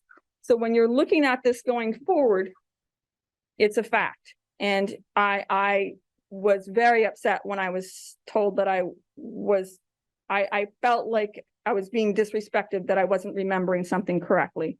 And I know it wasn't intentional, and I know it was just a miscommunication between us. But I hope you would go back and check those numbers. You have 35%, 25%, 34%, 25% in just different ones that I was looking at. And my concern was about the equitability. It wasn't those percent increases in some of your lowest paid staff. It was some of your highest paid staff. And that really bothered me because you didn't have you had a retention problem with your police department and with your water and sewer. And both of those were because of management issues. The head of the department changes, those kinds of things. It wasn't because, anyhow. Competitive pressures, yeah. Okay, yeah. Potentially. I mean, we've seen turnover in that. So I'm just setting that aside. So I'm just talking about all other departments is where we were looking at some of those huge increases. And that was my concern back then is your long-term higher level staffers you've had for 30 years. 15 years. So I was questioning that big pay jump back then. I'm not anymore, but I wanted to revisit the history so that when you look at this pay grid, it was also talked about that this pay grid is called a step grid because it's a step up. You know, there's 10 different layers up and there's years out. So as you put in more years or you get promoted to go up. It was also discussed, Lisa, that we talked about getting a pay increase just to show up. And that a cost of living increase is one thing, but also that you were just giving the step increases for just showing up. So at some point, merit was going to come into play, and that should be part of this discussion as well. So maybe you start with a 2% cost of living increase with a merit of a 1%, so that they can have something to earn, or some kind of scale like that you look to put in place. And since you have months to plan this, and it doesn't go into effect until all the way into July 1st, you have that opportunity to do that. Plenty of time, plenty of runway, if you choose to. You're the select board, you can choose to ignore everything what I've had to say, but you have had in the last 2 years a over 40% pay increase. So I've never had that in my life. At one time. So can you clarify what, I don't recall, and I don't mean that this. Study showed that some of the salaries we were paying were way below market. Right. So they got. Well, no, you chose to do a different, the compensation studies, when you first came back in was to be at a 50% level, and you went to a 75% level. So you chose to do something, and some of those staffers were longtime staffers. So it was sold as a retention thing. So, I mean, the compensation study took 9 months to complete, so I can't really give the full depth of it, but we had a number of conversations about it, and really the end of it was, so we started with the comparable data set of comparable municipalities that the consultation company came up with. We went through a process of looking at that, seeing what would that do for our pay grade. Then there was some questions from staff of, well, what about Chittenden County? We don't see a lot of Chittenden County towns out here. So the company went back out to look at Chittenden County towns, even then saying, well, look, you're not really comparable to Burlington or Colchester or Shelburne, but let's put those together to see what that looks like. So then we looked at 2 different pay grades, essentially based on 2 different sets of data. With the select board, we then went to the 50th percentile, looking at, okay, if we do 50th percentile with comparable municipalities, how does that compare to where we're at with Chittenden County? And I believe part of the question about going to 70th percentile in general, and 75th in water and sewer, there was a little bit of a difference there. But with the general town staff, not water and sewer, it was decided to go to the 70th percentile, I think, as a way to sort of split the difference, to say, well, we want to stick with comparable communities because we want to look at grand lists and number of employees, and geography factored in there a bit, but not all the way. But we also realized that a police officer here could go to Shelburne. It's not that far away. So we need to remain somewhat competitive with that. The police officer is a bad example because they're separate. They're under a union contract. So they weren't even part of the study. A road foreman or highway worker or town planner. So the idea was to get to the 70th percentile to try to balance that a bit. So yes, some wages went up more than others, but that was also to make sure that we were sort of kind of getting back to where we needed to be in the marketplace. And then the CPI index is to make sure that we stay current and don't slip back.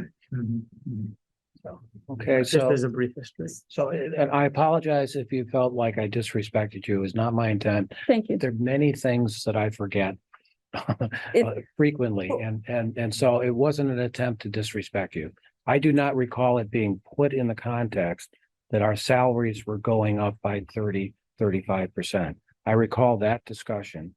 I don't recall saying we ought to give everybody a 30% raise. No, I didn't say it was that. I just said. I might have misheard you, but that's. So I was trying to let you know that when you were considering some of those 8% with the cost of living, I was concerned, and I expressed my concern because that would have been a over 40% pay increase for those who had just got. So when you're looking at a town and what other towns, when we're going to compare to other towns, you have to also look at when was their recent compensation study. You did one at the peak. 2022 was the peak. We compared it to what other towns were paying at that time. So if they didn't do a compensation study in the last 5 years, then we're still underpaying. But you took the percentile that you chose to do. So there's a scale on what you did. And you didn't look at 50 percentile. When we had a superintendent of the water and sewer, wasn't part of water and sewer, which is part of the town budget, who was the second highest paid in the state of Vermont, we had a problem. We had a problem. So I don't know that he was the second highest paid in the state of Vermont, and that was a Water and Sewer Commission decision, not Select Board for the water. The and sewer department. superintendent, I think the superintendent was on your list. No, he's in the water and sewer budget. It might have been, a list, was of on your all- list. it might have been of all town employees that we were looking at. Okay. But when he's on actually the water and sewer department superintendent and staff are actually a separate pay. And to Just be, an to be example. clear, he was probably the longest serving water superintendent. Yeah, and in before the 30 adjustment, 37 years or something. and I'm not, before the adjustment, he was probably lower. Mhm. Probably I not. just know when comparing to other towns, it was important to know it was sold that we were doing the 70 percentile for a retention issue situation to be competitive in the market in Chittenden County. That's what it was sold as. Instead of the 50 percentile, which puts us average Yep. in there, 70. we went to 70. Yep. So we went aggressive. We went That's with 20, We that's- went with 70 to the comparable municipalities, which wasn't our Chittenden County's data set. We went to the 70th percentile Yes. of the municipalities that included areas are way outside of it was, Chittenden County. it wasn't just outside. There was Chittenden County There in was a that set. couple- Yes, there there was- was there Chittenden. was a You couple- count Casella as not out, not. But we had two, I want to make sure that we're not going to the 70th percentile of Chittenden County wages. That was a different data set. Didn't say that. I Well, you said of your you study, said of Chittenden County. of your study. And there was a couple, that was a larger data set than just Chittenden County. I want to be clear that, yeah, I think there was a couple of Chittenden County towns in there, but there was, yes, there was other towns from other and Heinsberg had to be. and the 70th percentile was to try to balance that with, well, if somebody can go next door to Williston and they're not in a comparable community, how do we compete with Williston? Well, and we were specific about not trying to compare to South Burlington, Colchester, Burlington, I don't know But about. Heinsberg, we compared to. Because Heinsberg is similar to us. in Correct. many That's a ways. good thing. Yeah. I think they were in our original data set. Yeah. Yeah. In fact, pretty So, sure. so there were towns in Chittenden County that we would compare to, Yeah. and we did make a choice. I recall this. We did make a choice of going from 50% to 70, the 70th percentile in our data set because we were having difficulty hiring, which we are getting better at. And we certainly had difficulty with retention, and I agree, a lot of that had to do with management. And we're getting better at that. I think we are getting better than that. And I think that, another decision that we made was with the police department, which is outside of this compensation study, because that's part of our collective bargaining agreement. But we made it, a choice to Our up. intentions were similar. Yeah. The intentions were similar, to try to raise the salary in order to have more attractive for hiring. So I feel like where we are right now, we're in a pretty good place. And I do not feel like we can go say, well, let's take a pay cut. Oh, no, We're please. not going to take a pay cut. I'm just trying to make sure that you don't get aggressive like you almost did with the cost of living and go 8% because like Stowe I don't and think- other outlying towns I that, don't think 3% is aggressive at this point with the data that we have right now. I'm not saying aggressive, but I'm asking you to consider because I've worked in a job where 2% was cost of living and 1% was merit-based. And that shows staffers that if you go, it was how they scaled it was 2% was cost of living and 3 to 4% that if you got somebody who is outstanding, they might even be moving up a level.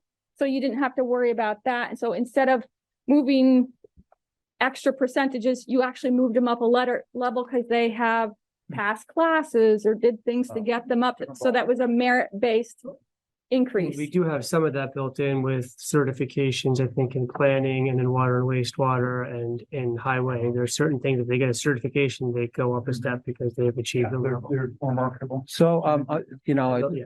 to cut to the chase, because we're getting late tonight. I like the idea of merit. We have a lot of staffers who've gone above and beyond this year. This year has been quite a challenging year.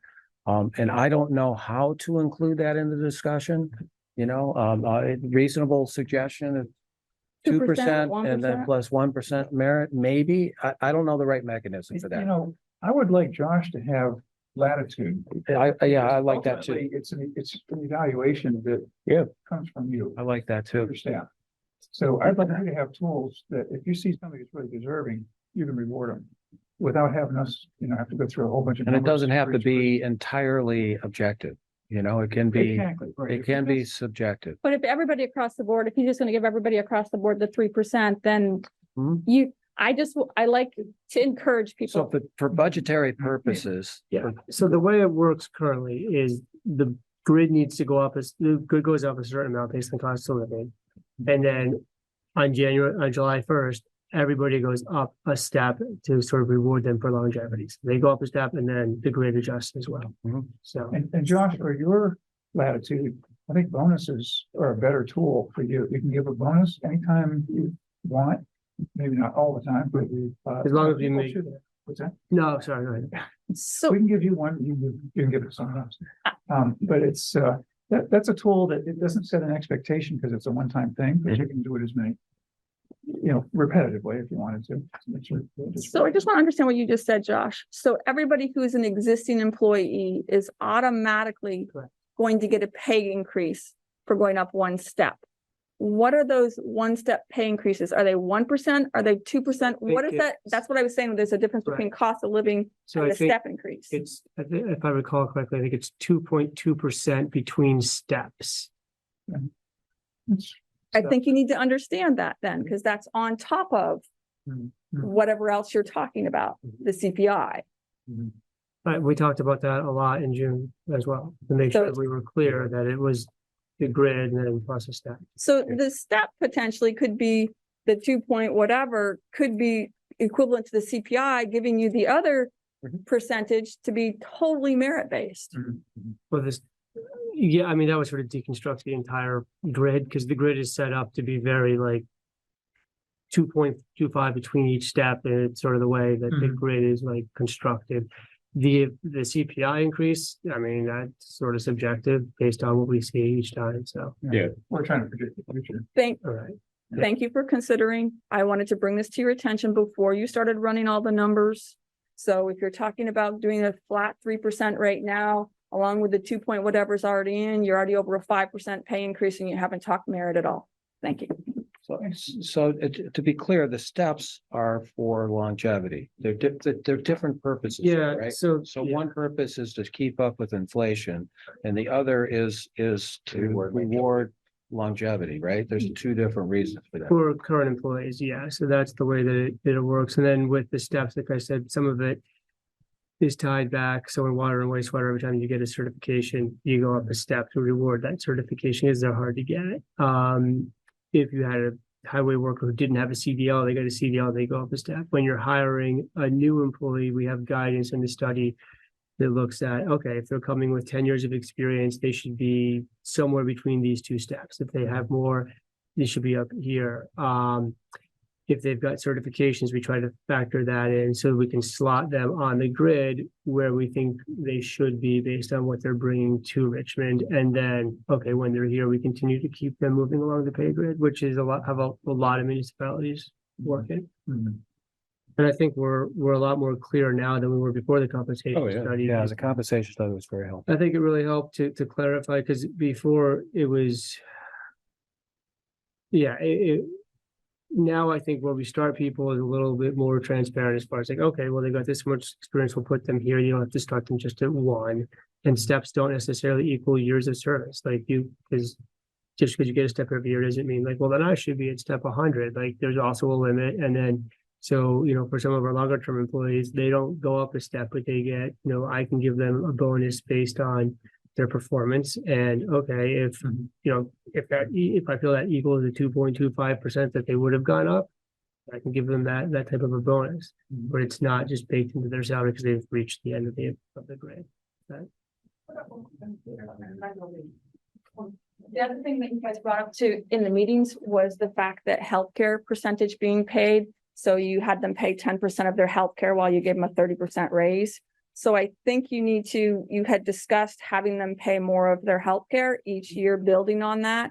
Because I think it's important that you understand what the average taxpayer out there is having to do. And when you talk about affordable housing and you talk about people being able to pay their taxes, is to realize that I don't get that kind of pay increase. I don't get a step pay increase.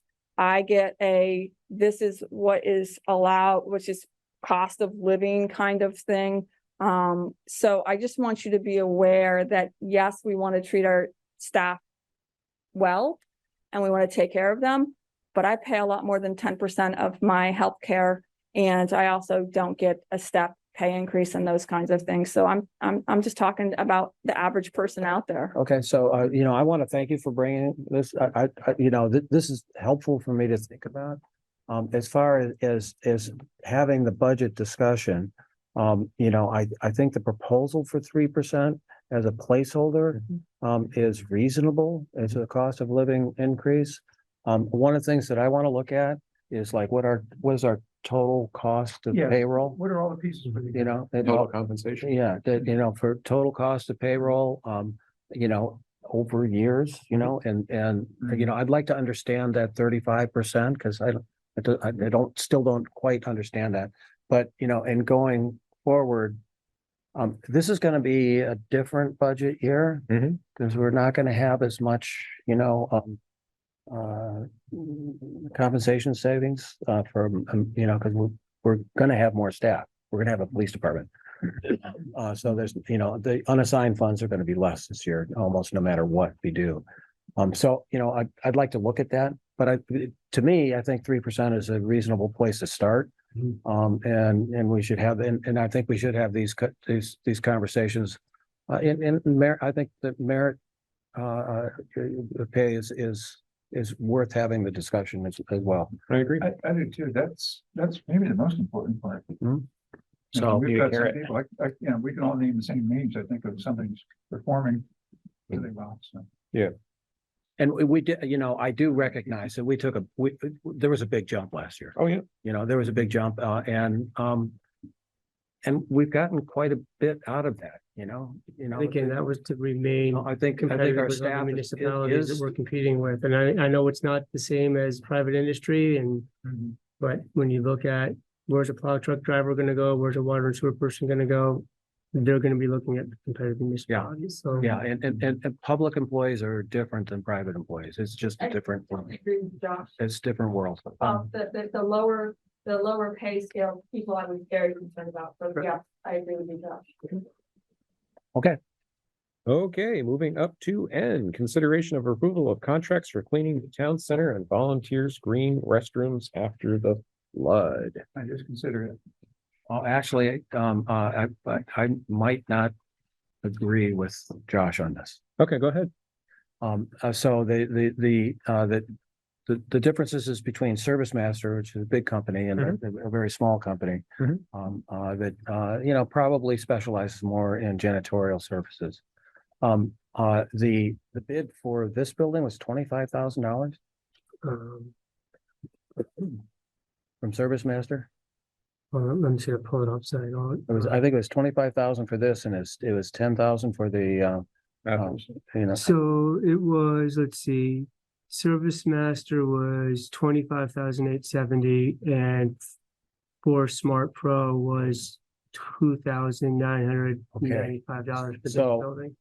I actually am familiar with the damage that was done to this building from the flood. I looked at it closely, and it's really minor. It's the water came in through the pipe trench underneath the post office, came into the boiler room, and took about that much. And the only sheetrock that's in that room is the elevator, mechanical room, but it did not damage any of the mechanical equipment. Okay, so it's just a sheetrock. There was about that much water in the boiler room, and hopefully, if we actually do this renovation, we're going to be gutting the basement. We're going to be taking everything out of the basement anyways, including all the mechanicals and anything that could be flooded. So steel framing instead of wood and sheetrock, that kind of stuff. So to spend $25,000 on it this year and then gutting it next year, does not seem prudent to me. But I also want to make sure that there's a good amount of silt all the way around that. Yeah, I want to make sure we get, And that pipe trench is a nightmare. You know, and it has been, the proposal in order to address it for flooding, is one of the more expensive parts of the project, is we have to, the trench is covered in the post office space, in the space, and we have to go in there, break through the top of the trench, and then fill it from inside. Can't we pump it full of concrete? Because it would be a lot of concrete. It's a big space.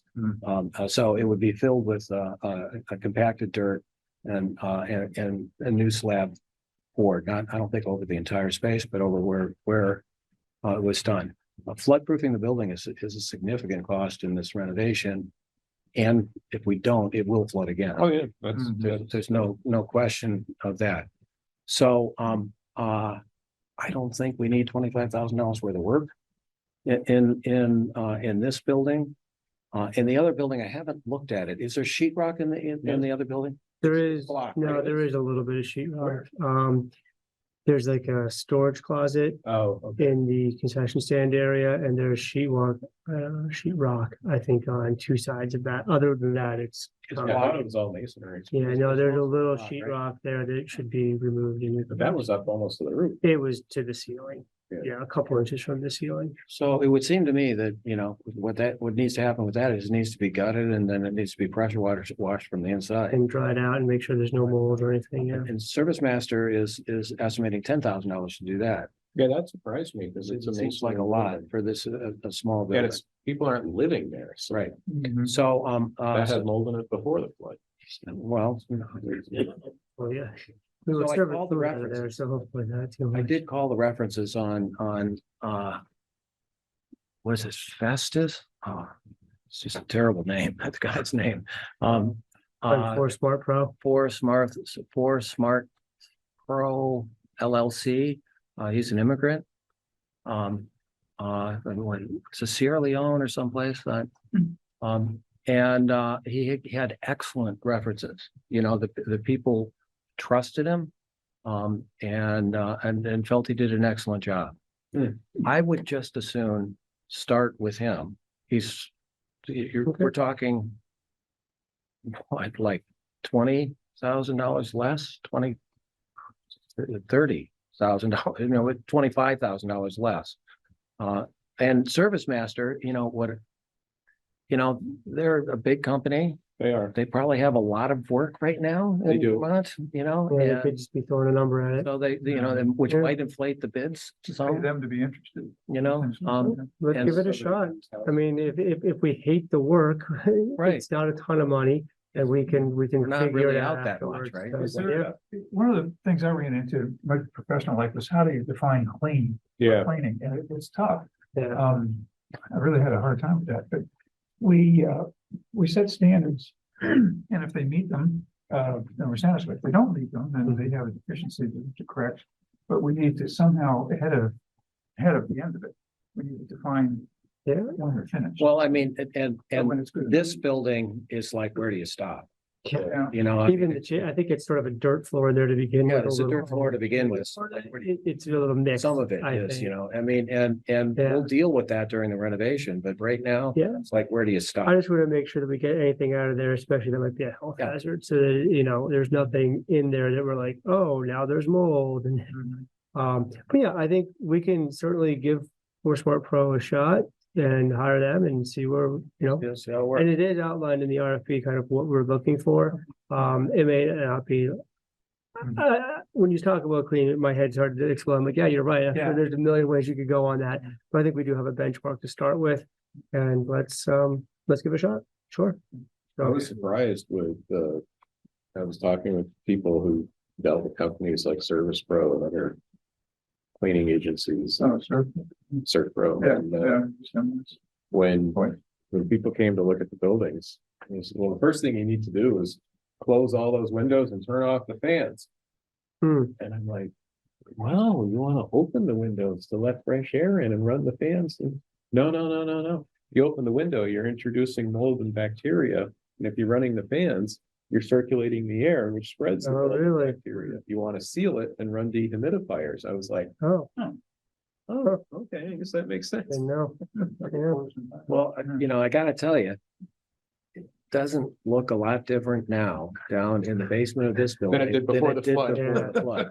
All right, well, and that, if we're doing that, I mean, yeah, let's give it a shot and I just want to get something going. I feel like it's been. Do we know there's no hazards? I mean, No. like paint or anything down there? Yeah, Oh, we no, do- no, we- nothing stored down in the basement now. No, And we have had an asbestos. Okay.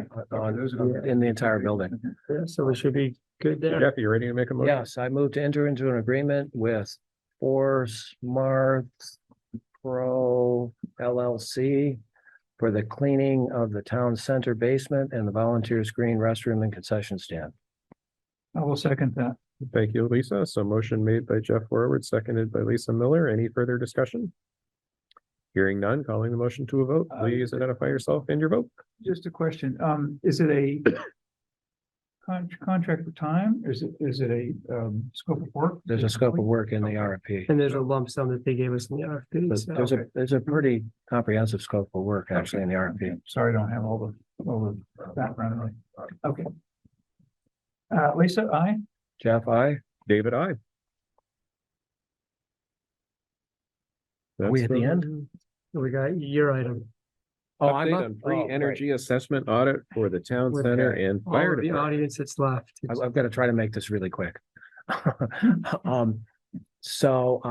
That municipal energy resilience program that we talked about with Charlie, in order to even apply for the implementation grant, you have to get an energy assessment, and those have no cost.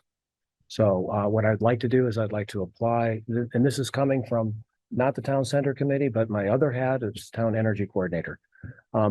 To apply for this building, and the fire department it's been talking about getting heat pump. It's a water heater that they wanted. I can't remember what they wanted. What did Jerry want? Water heater, or is it the? There's a heat long pump? list. But What did you want? as far as energy pieces, I don't recall. Yeah, so, exactly what the pieces were. I think Sorry. it'd be worth doing that building as well. And so what I would like is just, and I don't need a motion really, but the approval of some sort for me to apply for energy assessment of the fire station in this building. And I'll do that this week if I can get a chance to do that. I think we agreed. It doesn't cost us anything. Yeah, it sounds like a good idea, makes sense. Josh, do I need a motion for that? No, because it's free. I think your idea last Thursday was just to let the board know that we're doing it and it's free, so we might as well. And maybe at some point we come back with a request to apply for the grants. Okay. What's coming? I don't have a lot of questions on the warrants today.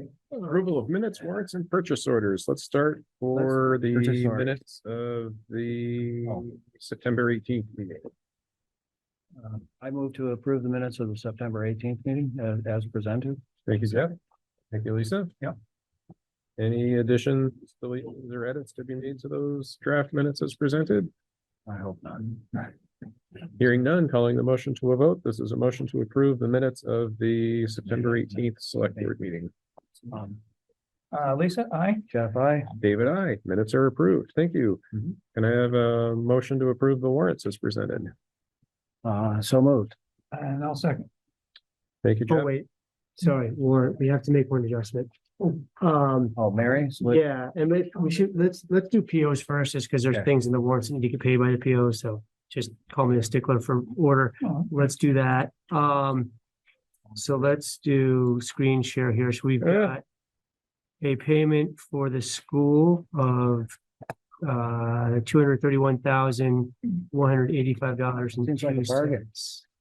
What's that? Seems like a bargain. Well, this is, I think, to catch up on the quarter one. So what we already paid, so the way I understand this is they're due on a certain date. We have to give them to the school, whether they're ready to give us an actual invoice or not. Right. So we have to, so Connie, when we Pay don't, something. frequently don't have the invoice for the first quarter, so we pay basically what we paid last year. Well, now we've got the invoice for 1.893 million. So Okay. now we're catching up. So, Yeah. yeah, it was a bargain until this is just on top of what we already paid. Top of the So this is the 231, 185. $41.20. I move to approve purchase order number 4667 in the amount of $231,185.02 to the Mount Mansfield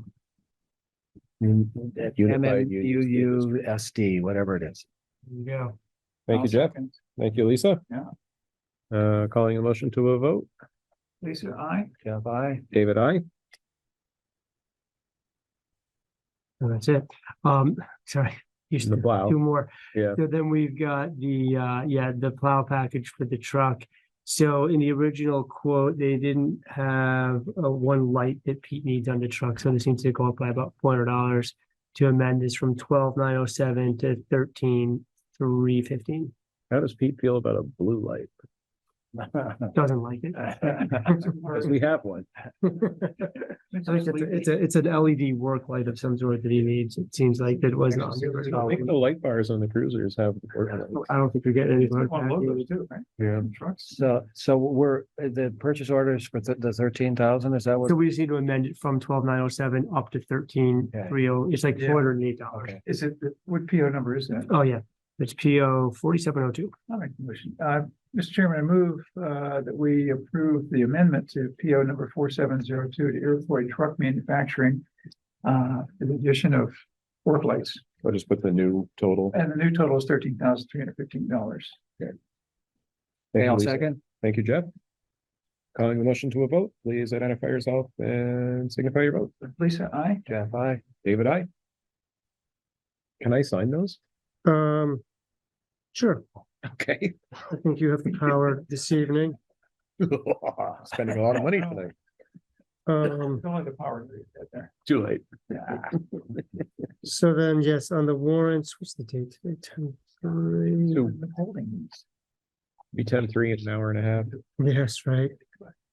No, it's dangerous. Okay, there. so here's. I already ate half of it. So on the warrants, the only thing we have to do is there was a $408.45 bill for Clausen's for some plants that Mary bought for the front of the town center. That came to us, Linda coded that we got on the warrant, and Mary said, put the brakes on, I've already paid them, and I have other things that I'm buying. So she's gonna come to us with a list of invoices that she has. We were to pull that off of there, so we don't pay Clausen's and then pay Mary later. Okay. So if you would be able to do that as amended, then that would be great. Okay, so I'm looking for a motion to approve the warrants as presented and amended. I guess I ought to state that. Move that we approve the warrants as presented and as amended. That is fine. I'll second that. Thank you, Jeff. So a question on that is, so like, I remember we approved a salary or the amount of money for a master gardener, as I recall. Yep, and that's Mary. Okay, and did we give the master gardener a budget? Well, there's a budget already for some like landscaping, so she's sort of working off of that right now. And I did have a conversation with Connie this morning about like, have these companies bill us. She doesn't need to be putting out hundreds of dollars on tulip bulbs or whatever. Like, we can pay for that. So when next time I see her around the office, I'll make sure I bring that to her, because I don't want her to have to. But we gotta get a wholesale price, not a retail. She's getting a lot of positive. Oh, I'm sure Mary is. Well, yeah. He's winnowing them down, I'm sure, but like, she shouldn't have to write a check. Have her buy everything. Okay, so we can vote on this stuff. Thank you. Yes. You made the motion, so Lisa, I. Jeff, aye. David, I. Discuss items for the next agenda. Now, this is one of the harder parts of the evening, is trying to remember back what we did for the last 3 hours. I usually keep good notes. If I Good. miss something, I try to make sure I keep it on there. Yeah, this is where I'd like to go to one of the fire department meetings. Oh, right, yeah. Dennis invited me over, well, sort of. He said, well, we have our meeting first Monday of every month. So I took that as an invitation. Yeah. But I wanted to get a picture of at least some of them with the MSA equipment and send the picture back to Okay, MSA. great. And maybe maybe we'll get a little more. I doubt it, but it might. That's a nice thank you anyway. Well, yeah, it's, actually, I have a connection with them that might not be a one shot. We'll see. So how can that work? So any first Monday is gonna be a select board meeting, right? Exactly. There's exactly 7 p.m. on the first Monday. So. How did they do their meetings? Did they do them here? Are they zoomed or They do them over at the fire station. It's usually just for the fire department. is it zoomed at all? No. No, I don't No, think so. it's in present, whoever's person. present, that's the meeting, and Yeah. it's pretty much an old style meeting. So I think what you're really looking for is, will we have a quorum on the first Monday in November if you decide to go to the fire department meeting? And you could be here by 8 o'clock. I don't know. I don't know how long their meetings I got, go. want to tell them I gotta leave because I've got standing in 2 boats here, I gotta. Yeah. head to the boat now, so. But I think, yeah, as long as there's a quorum. Yeah, we'll have a quorum. That's what I think. And, maybe, and maybe you keep in mind that you might not be here until later, so Yeah. maybe some of the lighter stuff up front. Save the. The heavy lift for when you get here. No, I want you. I'll come with an attitude. Okay. Okay, anything else? Probably. Sure, it'll be funny. We'll come back to you next 2 weeks.